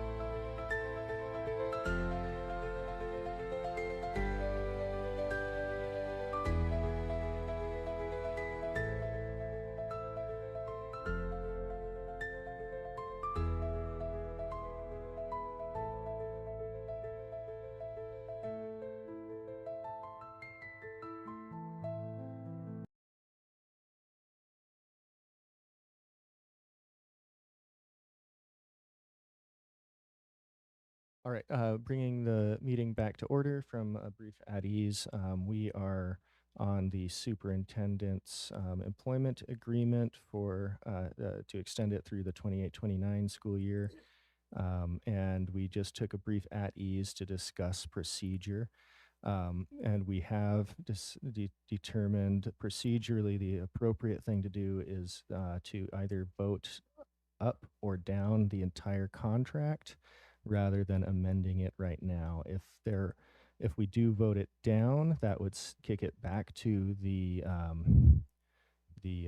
contract committee with 3 board members to continue negotiations with Dr. Meinert.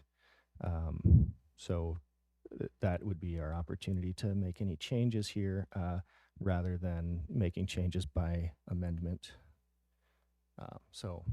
Procedural clarification, and we'll bring it back to the board for further discussion. Ms. Carol Hubbard?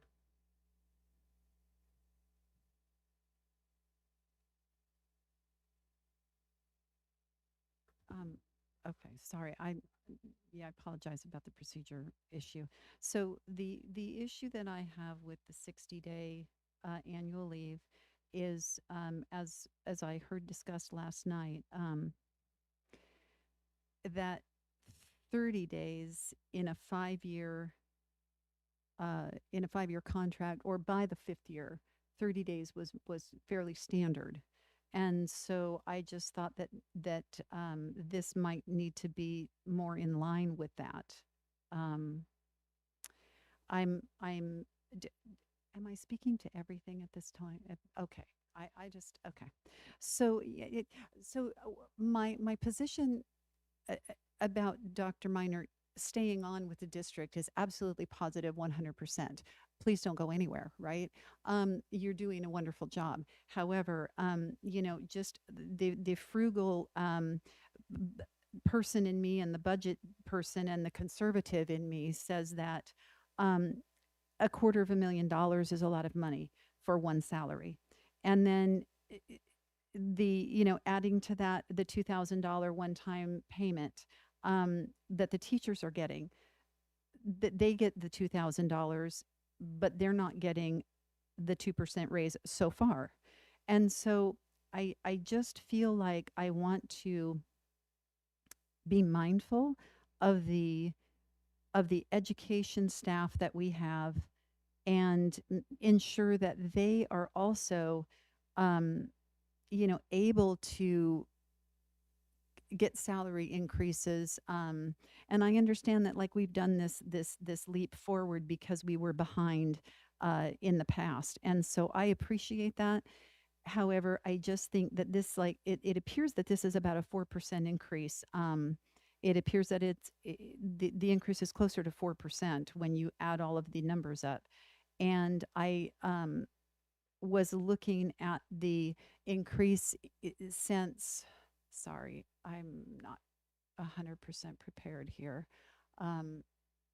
Just one second, bear with me, I almost have this.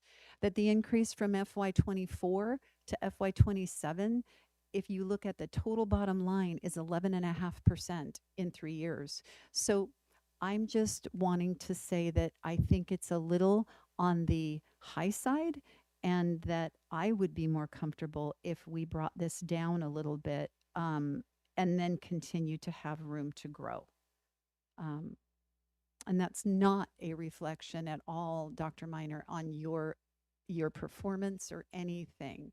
I just am strictly looking at the budget and thinking about the way that this might feel to as it trickles down. And so that's my that's my position. Dr. Miner. I just want to make sure accurate information is out there for the community. And so I'm finishing my 3rd year in the position. I received a 1% raise last year and a 1% raise this year. And so that hasn't totaled up to 11%. The superintendent also doesn't receive step raises like other employee groups have the benefit of doing. And so just want to make sure that the board is and the community is aware of what the raises have been to this point.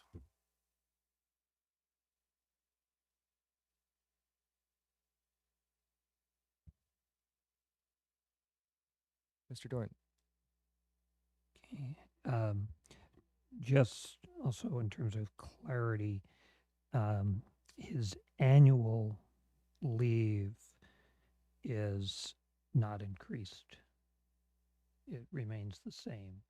This is what, if you don't take those days, you can accumulate them for future use or cash out. And I think, and that's a significant piece. And this is also something that is, we have similar things in other employee contracts where you can accumulate up to a certain number of days, but you're not given, and in this case, and in those cases, not given more annual leave on a per year basis. So this is over the course of, as long as somebody is with the district. And I can say as a principal at that time, we had 25 days we could accumulate. I did not get 25 days leave every year. I got like 6, something, whatever it was. But I accumulated it over a course of 20 plus years. And so when I left, I got a cash out. And that is not an additional cost to the district as such. It's because if they're a leave day, those are already paid, and that's similar with all our employee groups. It's just when you take them. So I just want that clarity. This is not increasing the number of annual leave days granted in a year. It's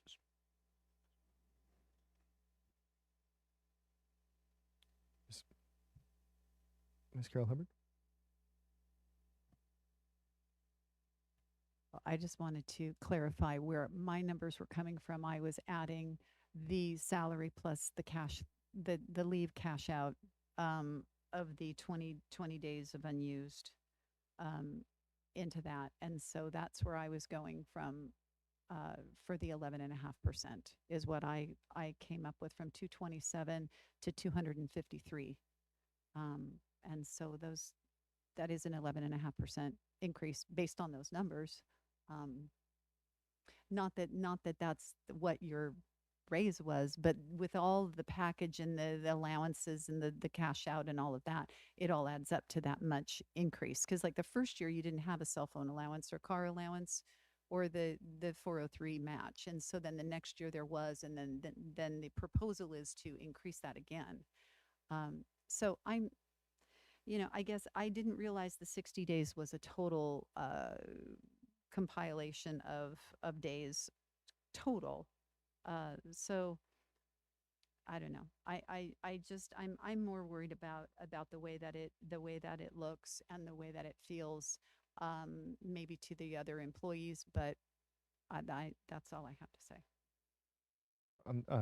I've got Ms. Hull in the queue, but I just wanted to jump in and say that I believe those stipends have existed since the beginning of the contract. They were not added in year 2. It was something that was included in year 1. Ms. Hull.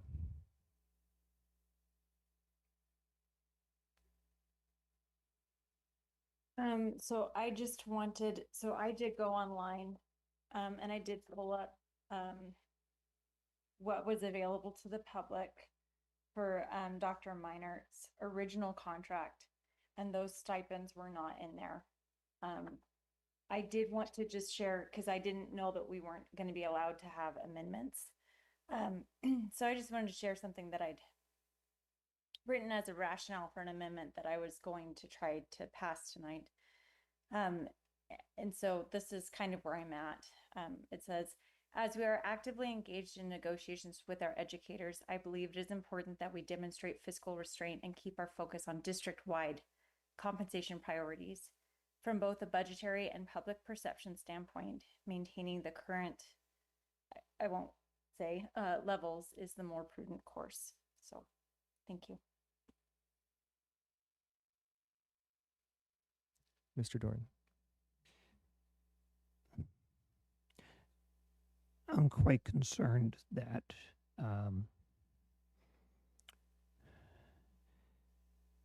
how we're going about this. We did have a committee, a group of 3 board members sit down with Dr. Meinert. They negotiated. This is what the TA, the tentative agreements were. 3 board members who participated in that brought it forward as their recommendation to the full board. I think that if people have concerns about it, we've had this. I think that should have been brought up to the board members who negotiated it prior to this. If there was major objection, we all have the individual decision to make whether we want to say yes or no to this, but I'm afraid we're getting into a outside negotiations piece of it. But recognizing that there was conversation that was in this, I do think it's within the fair range. Yes, these things actually, this has been in the contracts prior, and having been part of the negotiation team in the very initial contract, we've extended this. This would be the second time we're extending it in keeping with good practice with our superintendents that they can, by state law, only allowed to have a maximum of a 3-year agreement, but it's to provide stability to the district. So I'm concerned we're getting beyond what we should be doing as a board on this. If we feel it should go back, I'm sorry that these weren't raised earlier, but that we should decide if this is a fair contract and move forward, or return it to the negotiating teams to meet again and continue negotiations. And I will just say that I'm a yes on approving this contract. Ms. Maple.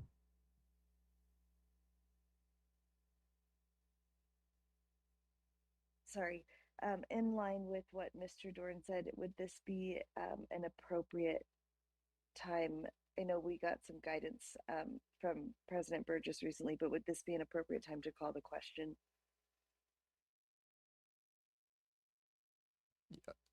Yes. Are you making a motion? I'd like to move to call the question. Point of order. Sorry. I think you're right, except that we need to go to public, and we have not done public. Thank you. And then I'm in agreement with Ms. Maple. Appreciate that. Okay. I will open up public hearing at this time. Is there anyone who is wishing to testify on this item? Thank you. Seeing none, we will bring that back to Ms. Maple's.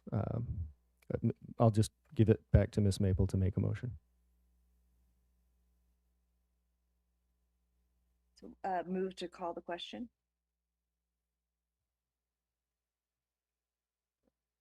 All right. There has been a motion to call the question.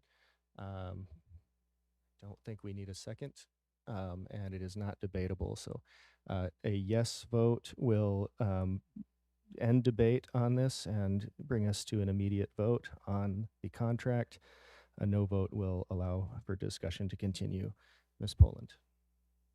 Thank you. Miss Carol Hubbard, No. Mr. Doran, Yes. Miss Hewitt, Yes. Miss Maple, Yes. Mrs. Hull, No.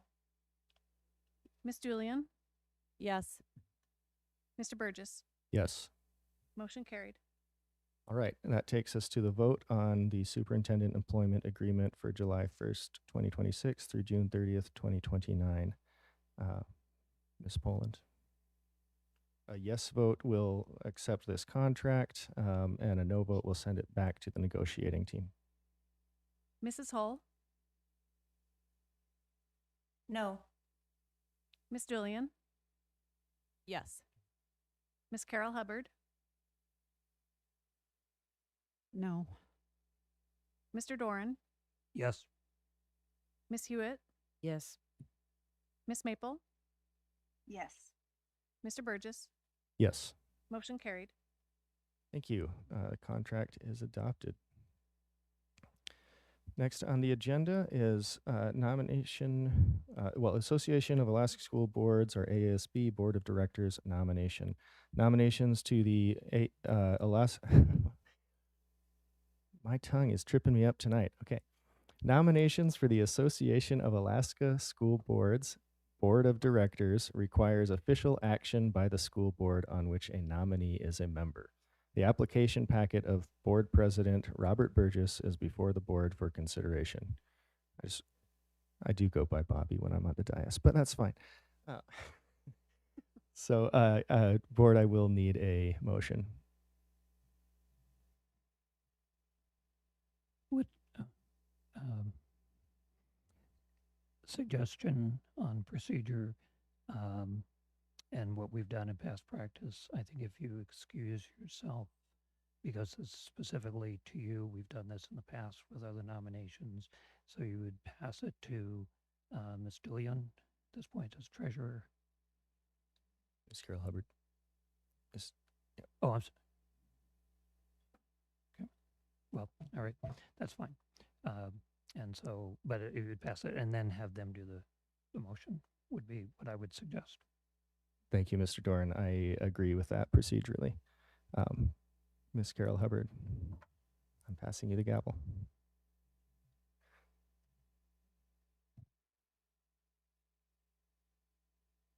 Okay, so we're gonna need gonna need a motion. Move please. to approve the endorsement of Robert Burgess as the nominee to the Association of Alaska School Boards Second. of Directors. Second.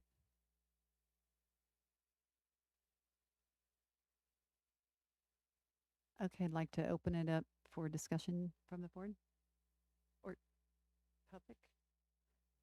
Okay, I'll open up public testimony first if there is any. Okay, and now seeing none, we'll open it up for board discussion.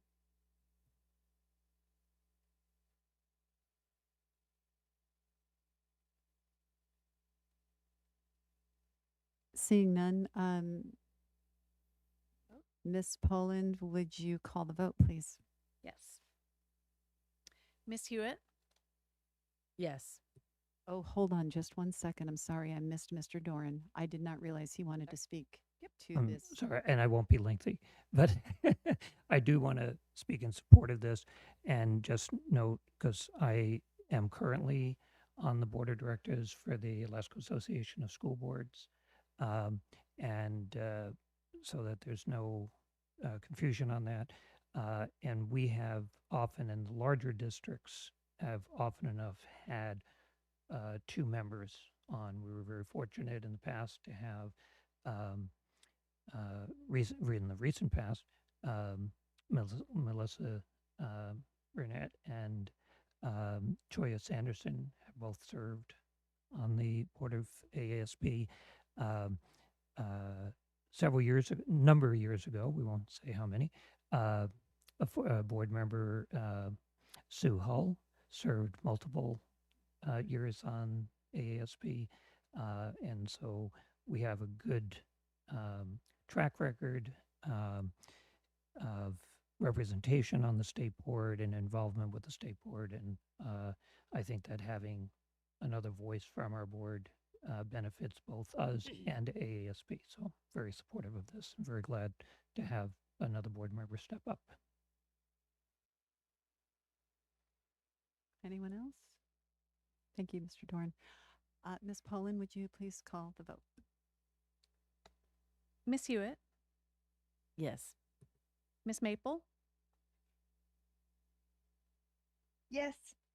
Thank you. Mrs. Hull? Yes. Thank you. Miss Dullian? Yes. Thank you. Miss Carol Hubbard? Yes. Thank you. Mr. Doran? Yes. Motion carried. Thank you.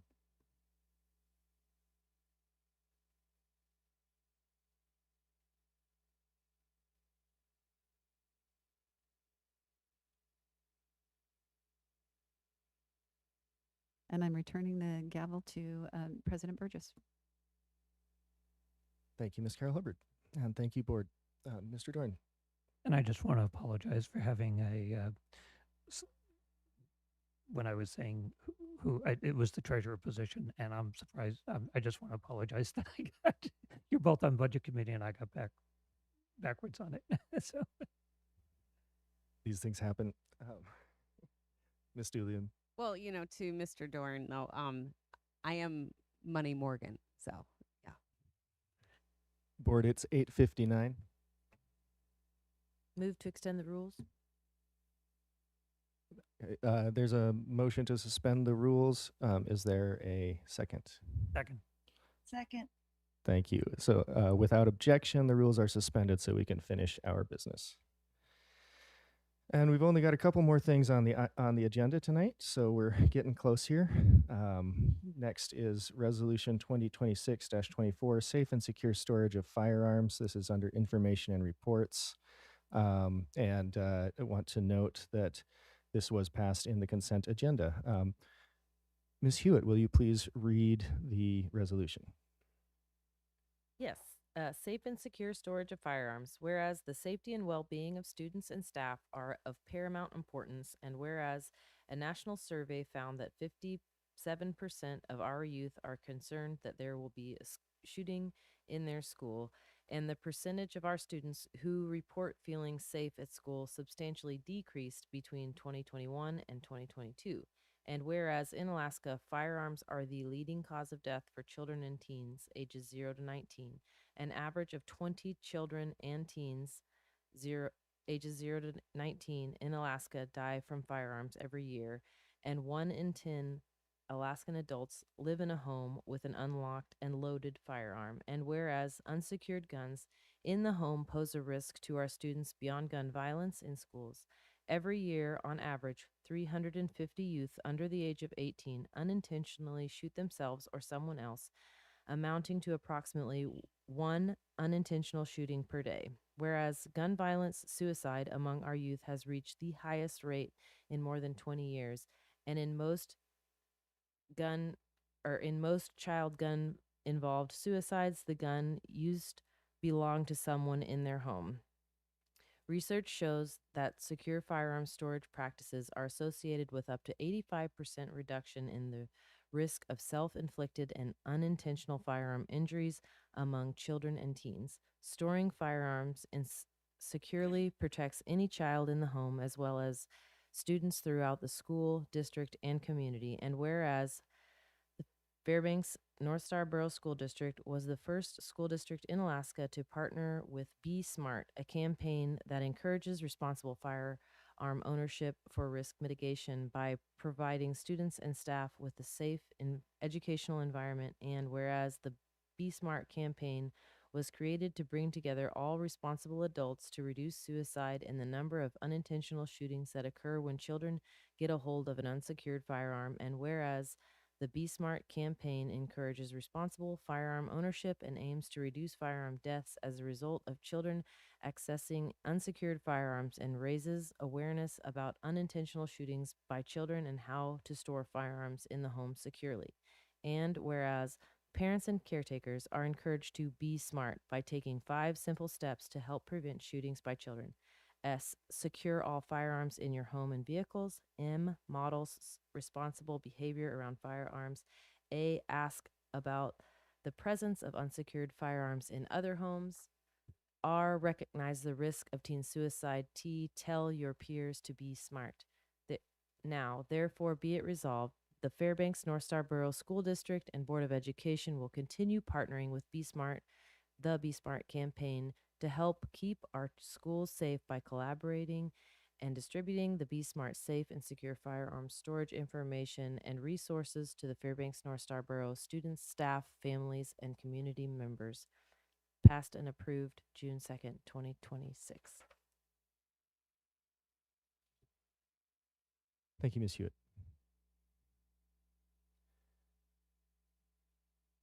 And next we have school start time feedback survey results. So Rebecca Herbie, Executive Director of Communications, will provide an overview of the student start time survey that was sent out district-wide in March. We'll give Ms. Herbie a moment to set up.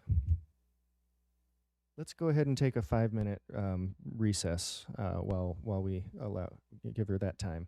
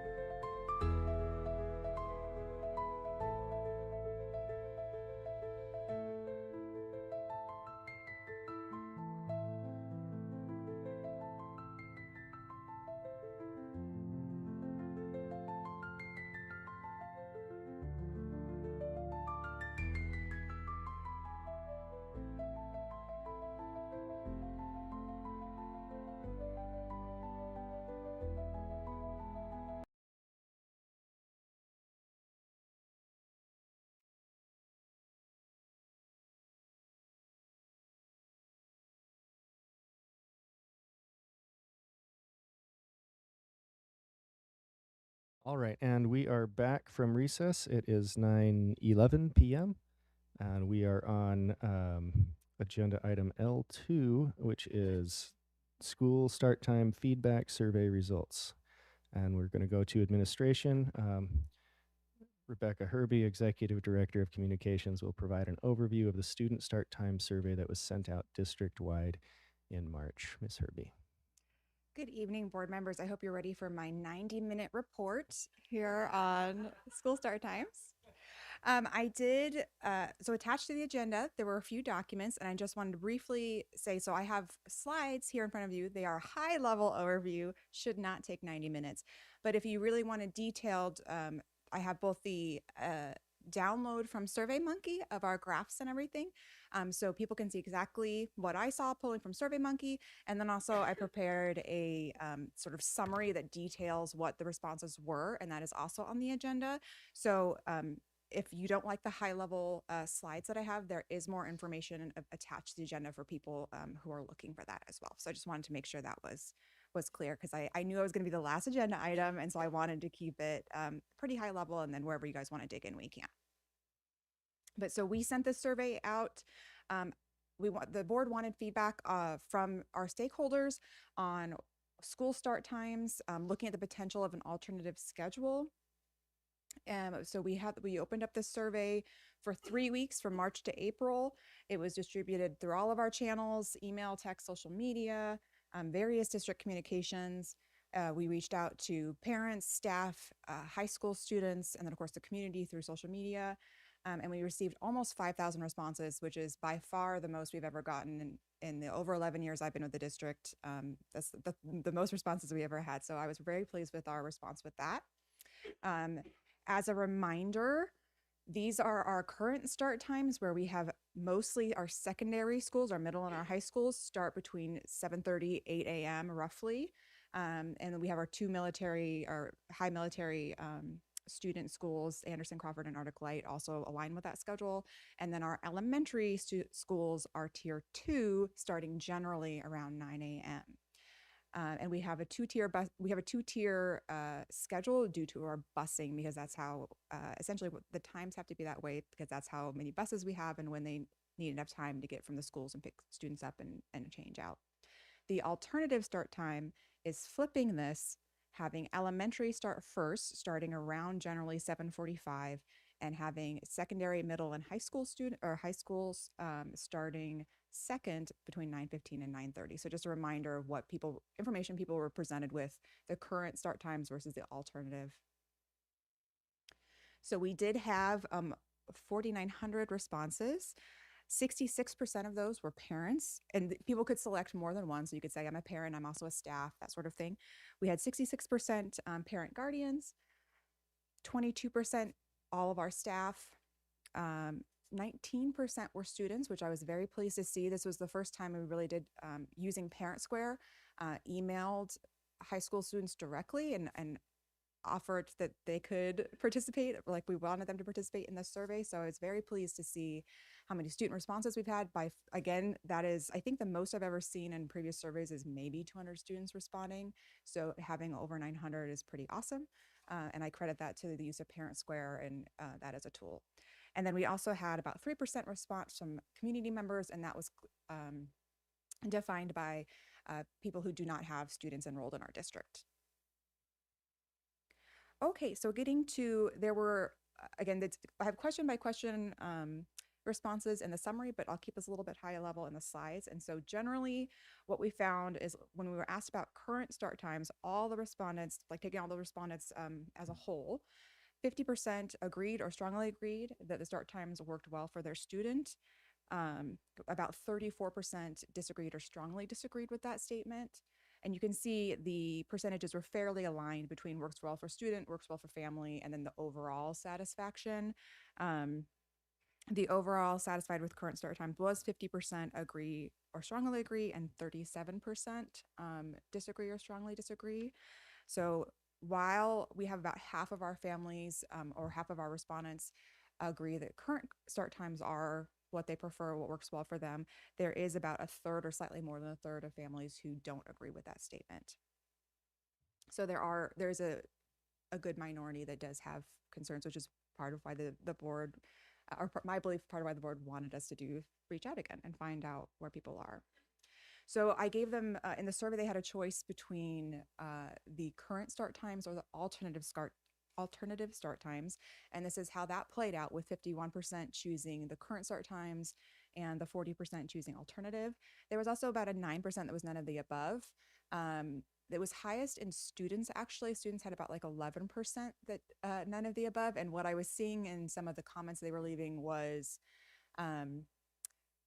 wanting some sort of middle ground between starting so early and starting so late. There was at least one comment that I remember reading that was like, well, we should start later and end earlier. And so obviously there's some challenges. We have a certain number of student contact hours we need to get per day. And there's just that challenge of having the 2 tiers. Like, we can't have all of our students start at the same time. It's just operationally not feasible. But so there is sort of that wedge that was like, I don't like either of these options. So different groups do see it differently. I went through and filtered the results by various groups, and this is obviously one where I saw most variation in how the different groups responded. So a clear group with difference is the elementary parents. So this was 58%, almost 60% of parents prefer the current start times. Secondary parents was a little bit more split with that 50-40. Secondary students, this is where they were the one group that preferred the alternative start times over our current start times. And then district staff was a bit more split as well, the 53-43. And I think that's kind of representative. District staff includes parents from all levels, as well as people who just are familiar with our systems. So, and there is a detailed breakdown again in the summary if you want to read more on that. So we also asked questions about childcare, the challenges of before and after school care. And what we saw was fairly consistent of about 24% of families are impacted by being challenged with finding for school care or after school care a challenge. It tends to be due to work schedule concerns, needing supervision before school. Again, something that came up throughout feedback was this, relying on older siblings for after school care, and then the routines of their families. We also asked some questions about transportation just to see how it was impacted or not by school start times. So we asked how often students were riding the bus, and would that change if we adjusted start times. You can see we have a little over 30%, or about 41% ride regularly or sometimes, but we got a pretty clear response that was not likely to change if we were to flip our start times. That probably would not have any big impact on our transportation one way or the other. So we had almost 2,000 open comments, about 1,900 of them. There were several common themes that came up. For the people that were supportive of the secondary start times, I mean, this will probably be familiar to the board, the concerns around sleep and mental health, student readiness, academic focus, and the concerns about changing start times is childcare, family logistics, athletics and activities for the secondary students, student employment, and then traveling in the winter, transportation. It kind of got combined there, but winter travel and transportation, how students are going to get to school, and the burden it places on families, such a big change, the burden that would place on families. I did in the summary report that was uploaded, I broke down the open comments, again, filtering it by respondent group. And so I have a bit more detail in here, a few paragraphs worth of basically what this group had to say in the open comments, the general themes, and then some examples of quotes from those comments, just for the board's awareness, if you want to dive into those open comments a bit more. Again, and so here's the slide that says that as well. The elementary parents, again, in the open comments, it reflects what was shown in the survey as far as wanting to maintain the current schedules, having concerns about childcare. Secondary parents and students are more supportive of the secondary start times for the reasons that the board is aware of. And then staff having more of a mixed perspective, and the community was pretty divided as well. Though when I was reading through, there was a bit more of not wanting to make any big shifts until there's been thorough feedback and experiences gathered, essentially. So the closing summary overall, there's a greater support for maintaining our current student start times. There is obviously a good chunk of families that would prefer an alternative schedule, but it remains 50% that want to keep the current ones. And then again, it's mostly those concerns, that challenge that we see of competing needs of families, but the concerns about the childcare is a big one, family schedules, transportation, and everything we talked about. And then even on the secondary students group, like how that work with athletics activities, having student jobs, that sort of thing, having really long days where this is coming back from feedback of, well, we're not going to get home until really late, and then I have homework, and when am I going to have time to do any of these things, was part of what came up in some of the comments. And that is my 90-minute presentation condensed down to however long I was just talking for. I'm happy to answer any questions. Thank you, Ms. Herby. Really appreciate all that work that you did to put that all together. It's quite a lot of information, especially in the other attachments there. So appreciate that very much. I'm going to go to the board for questions and discussion.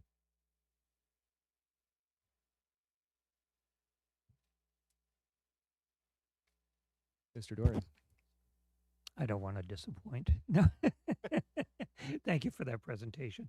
And I also want to say thank you to the administration for adding that open-ended question at the end for comments in the original draft of the survey that was not on, and you put that.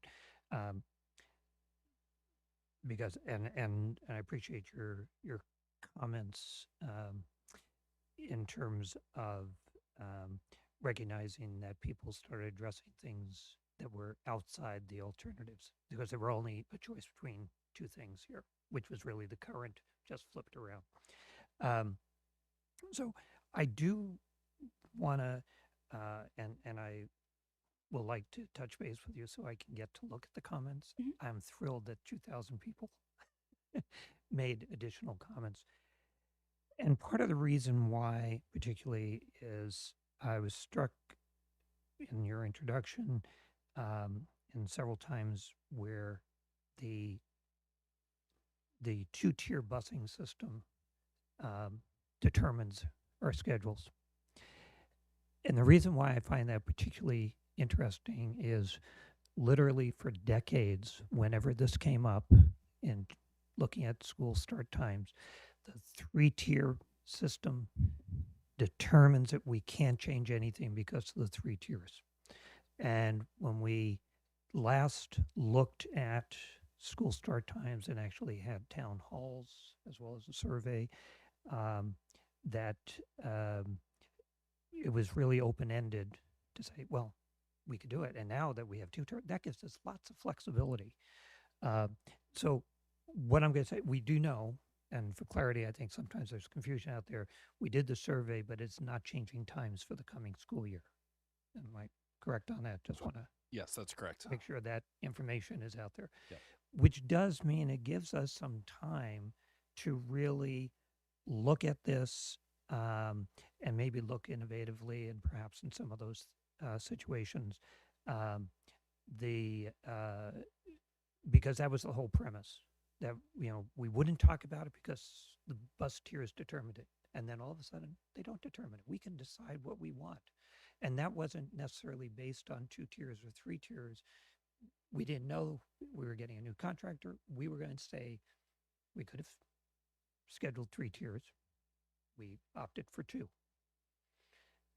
I do know there's some shortages that have grown and have stayed in place. We're still not fully staffed. The contract is not fulfilled. But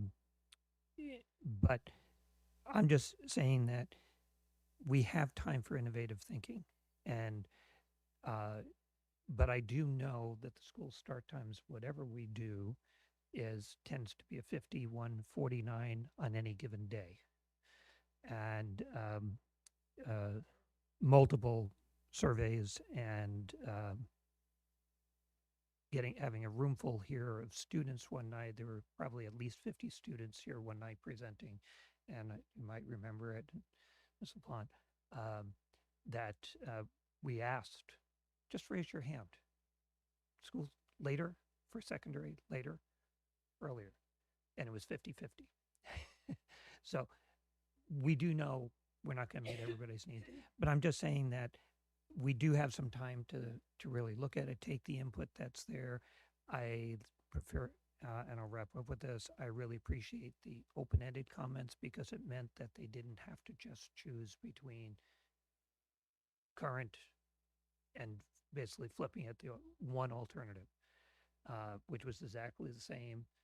They were the same, only flipped over. We can think more broadly. We can think secondary, elementary. We determine, and then the bus company meets that where we are with it. They are a factor, but not necessarily the determining factor. So I'm just saying, thank you for doing this. Was fascinated when, I'm going to say 5 years, might have been 6 years, whenever we last changed the start times. I was fascinated that it did not say, well, let's try, secondary later, except for North Pole, because they wanted something different. We were able to accommodate that. We did before. They were on a 2-tier system when Fairbanks was 3. So just I want to keep open that this conversation, if there's interest, that we can look at how we might tweak it if it needs to be tweaked and would be beneficial to kids, knowing that it's going to be 50-50 probably any way you look at it.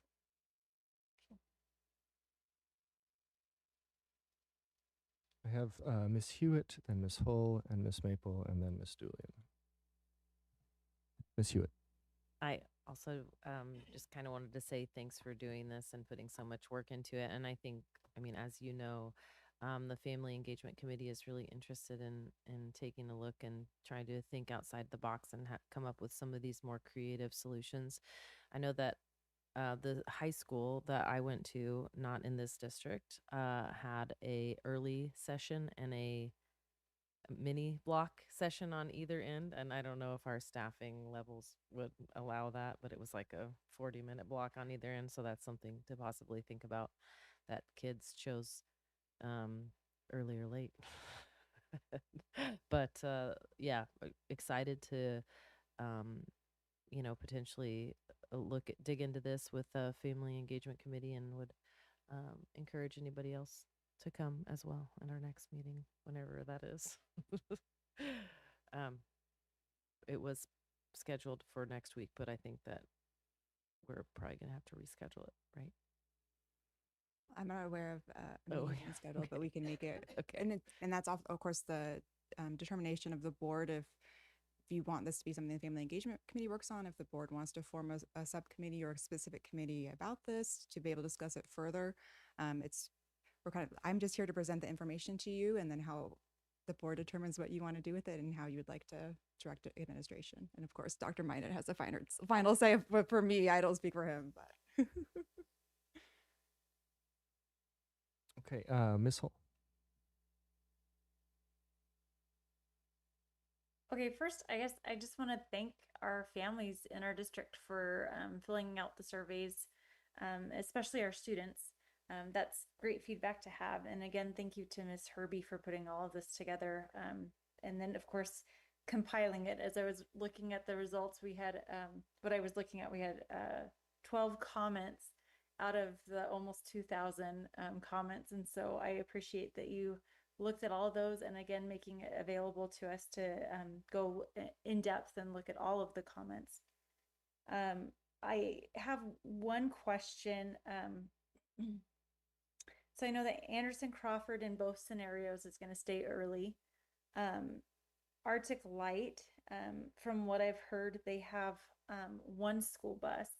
And so I'm just curious what that might look like to have them added to an earlier start time, if that's even an option. And I'm probably putting the cart before the horse on this one and asking this question, but I'm just curious. So is the question related to having Arctic Light currently starts around 8 a.m. and you're saying asking about moving them to the 9 a.m. tier?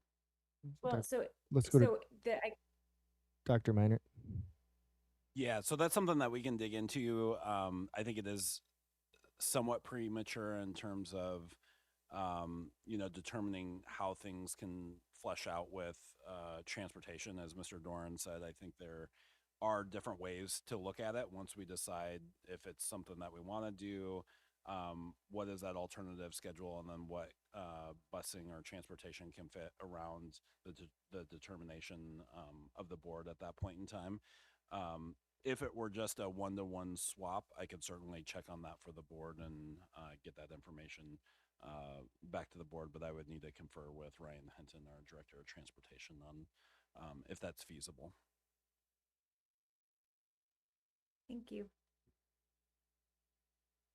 Ms. Maple. Yeah, I have a question for Miss Herbie.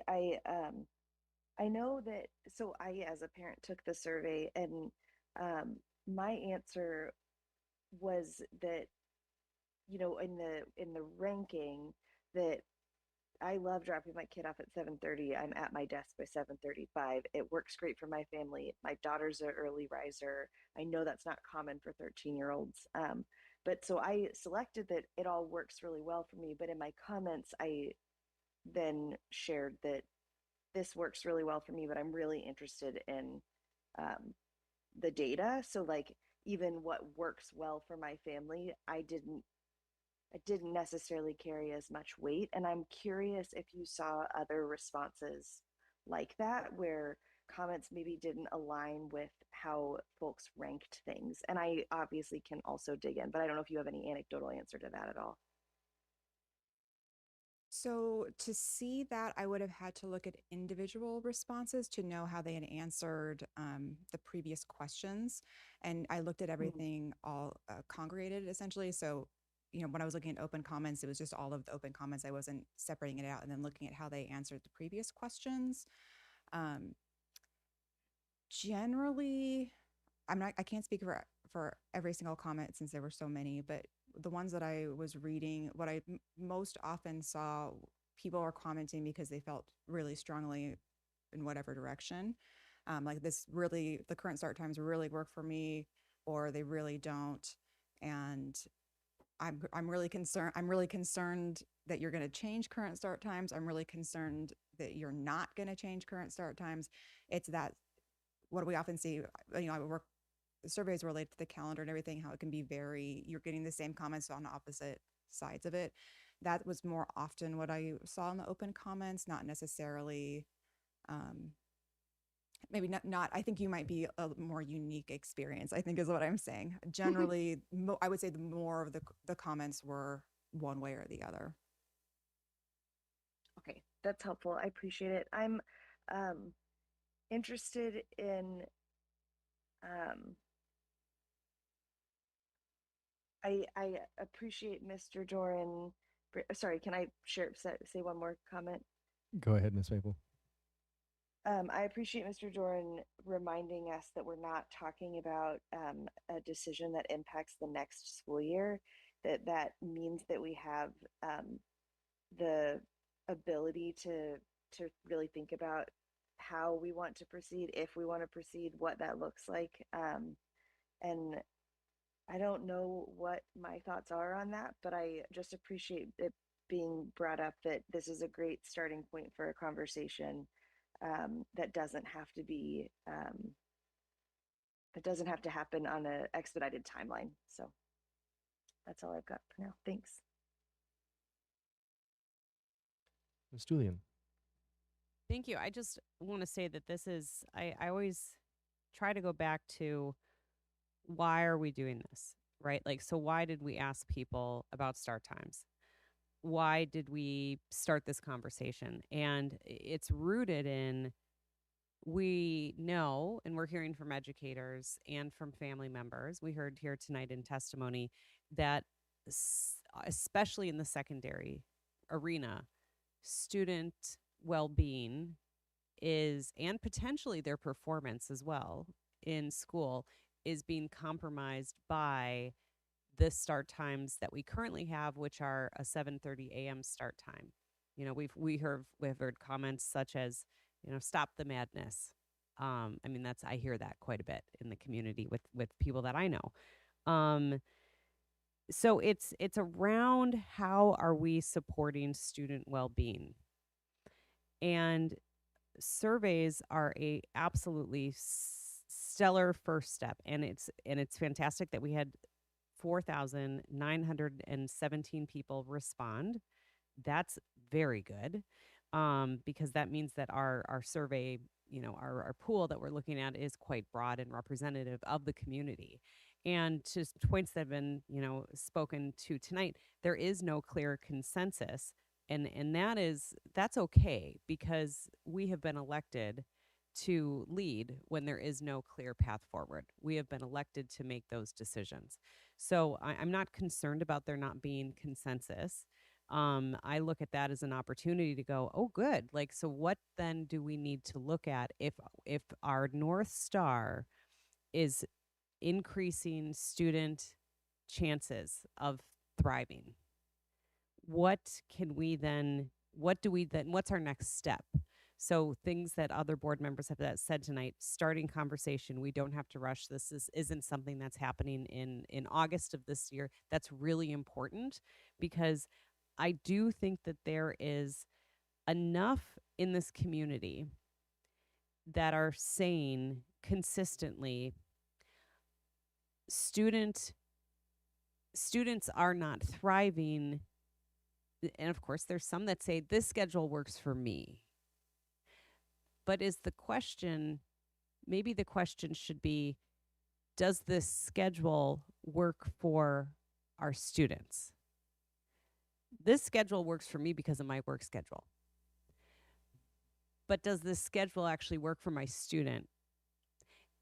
So the way that we ask some of the questions, we're very community focused. And that's okay.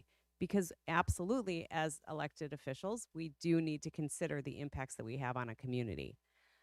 Our board, our objective, though, here on this board is to guide the education of the students that are in our public education system.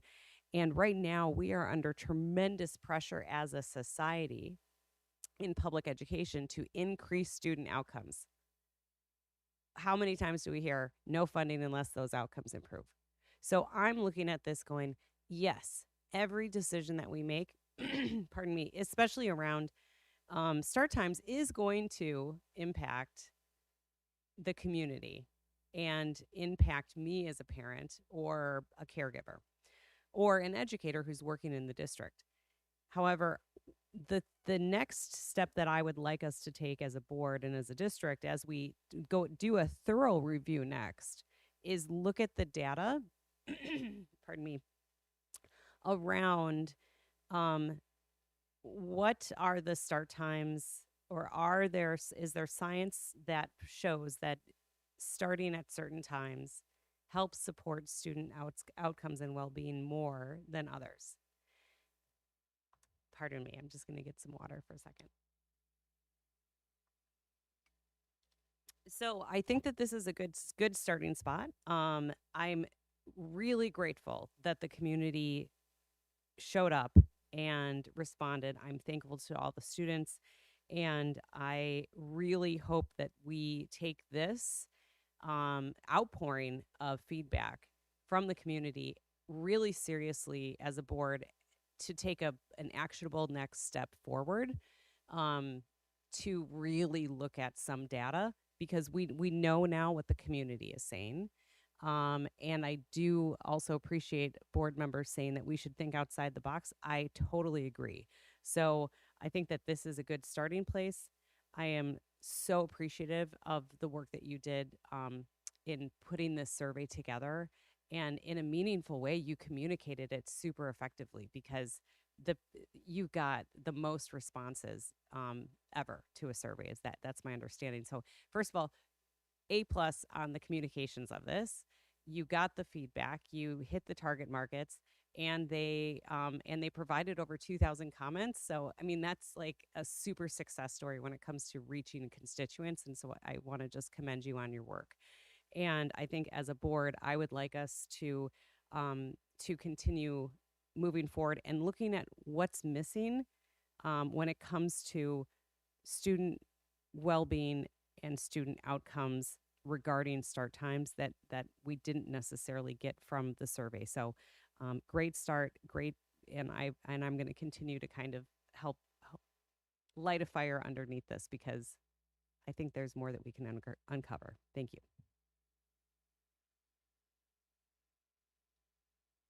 Mr. Doran.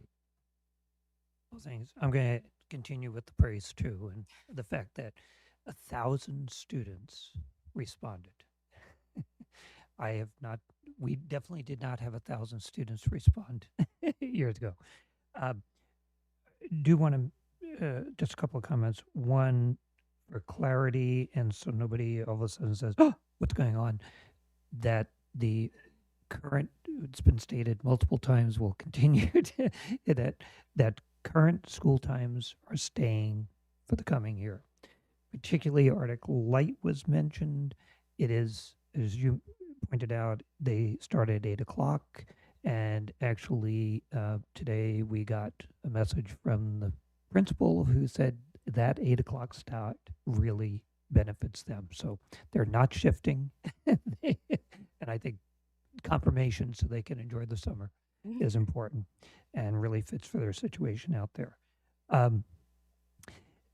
With that said, I think it's also very important to note, unless I missed something in a very recent survey or study, there is no study that shows academic outcomes improve. There can be a bump. There was one out of Minneapolis, I think it was Minneapolis, but definitely out of Minnesota, that was touted as doing that, and they showed that it did not. They had to come back, and there can be some immediate things in some kids and stuff, and then it settles out. There has only been one study that even tried to do a, and I forget now the research terms, where you have groups, and they were able to, actually Seattle has come to the closest on that. They were actually to do a pre and post with the same group of students and such. But there is health information, medical information that supports looking at secondary timing, etc. And obviously, many people have done extremely well whatever time they start.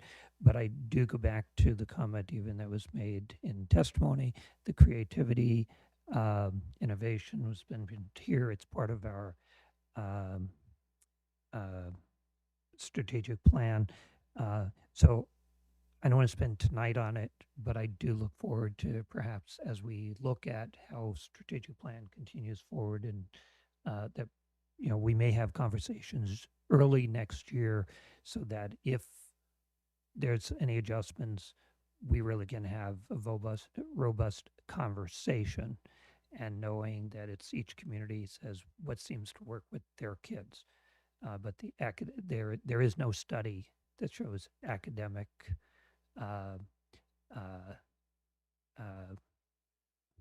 improvements necessarily related to this. It's on the health side, on the medical side, and if we have a conversation as we're looking later on, I think that'll be great and vibrant rather than. Anyway, I look forward to that, and I really appreciate you getting the information you got, and I'm thrilled with 2,000 comments. Well, I want to make sure to give a shout out. She's not here, but Sarah Gillum is who really championed Parent Square and got it going and off the ground and everywhere. And I do think that's a big reason why we've had such a great response from families and also from students. I think that platform has made a big difference. I could just follow up with that particularly. I was wondering about that, and I was going to say, I mean, since we switched to trying to find a good platform, if Parent Square was part of the way of our bringing that on, again, kudos to the administration, the full teams, in terms of parent engagement and that goal to do that. That's really a tremendous reflection of work, hard work paying off. So thank you.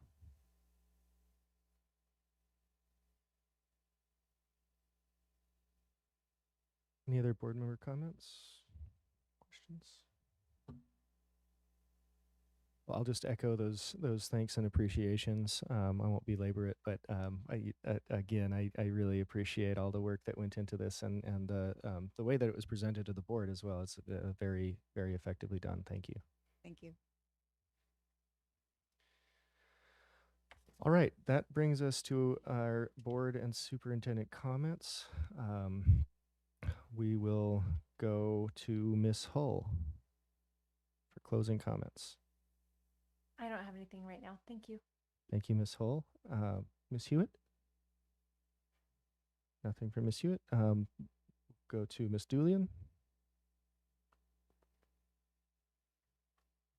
No, I don't have anything tonight. Okay. Mr. Doran. I have spoken enough tonight. Okay. Wow.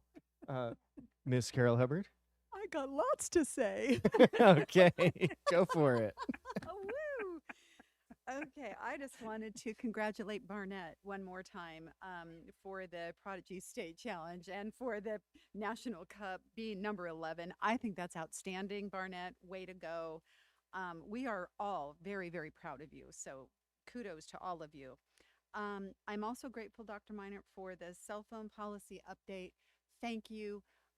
You know, we were trying to go for the bell-to-bell ban, and maybe we'll get it one day. But I just want to say that, like, hearing that 84% all the way down to 35% of disruptions in high school being cell phone related, that's outstanding. So students, thank you. Teachers, thank you. And administration, thank you. You guys took this seriously, and it can only make education better. So there is no harm. It's like it's the one thing that you can stop doing and it'll never hurt you. So that's really cool. My final comment is I happened to be, I tripped over this the other day, so I brought it here. An educator is a professional who facilitates learning, who fosters intellectual growth and shapes futures. Beyond merely disseminating information, they design inclusive environments, adapt instructional practices using evidence-based research, and empower individuals to push past their limits, even defying their own expectations by breaking through barriers. Educators of the Fairbanks North Star Borough School District, thank you for your hard work and unwavering support of our students. Thank for all that you do, for showing up every day, for making our community and the future of our community brighter and better. We all just say thank you.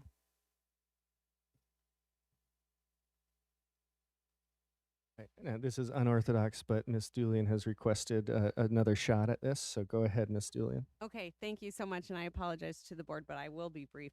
I do want to say I was traveling last week for work, so I'm kind of got a little bit wonky dude with my schedule, but I'm tracking now. So school descended, and I just wanted to reflect. I have three children that are in this district, students that are in this district, and one of their teachers sent home homework on the last day, and we were talking about homework today. But I just love it because the homework was don't forget to read, and during the summer, and I also want to reflect on this, that during the summertime. It's a really fun time for a lot of our students. However, it's a really uncertain time for a lot of our students because school is their safety net. School is the place that they know that they're getting breakfast and lunch and their snacks and their after school program, and they have safe adults around them. And a lot of times those that safety net during the summertime is lost. So, you know, I don't know the best advice to give, although other than just take that into account, that there's that during the summertime we also want to make sure that our students remain safe and secure and are fed, and we have many programs and things within our community that people can reach out to. So please do, if you need that support or if you know somebody that might. And then also just don't forget to read, and our summer reading program is launched at the Fairbanks Public Libraries, and it is free for all to participate. Thank you. Miss Maple. It is 2 a.m. in Louisville, Kentucky, where I am right now. And so all I've got for my closing comments is Happy Pride Month. And I will be back in Fairbanks for our next meeting. Thank you, Miss Maple. I'll build off of that, and it is Pride Month. June is Pride Month. LGBTQ Pride Month was born out of protests against discrimination and persecution of people who were expressing themselves in ways that went against the social norms of the time. Over the next few years, activists pushing back against the shaming and persecution decided that pride was the right word to combat the shaming and attacks on identity and presentation.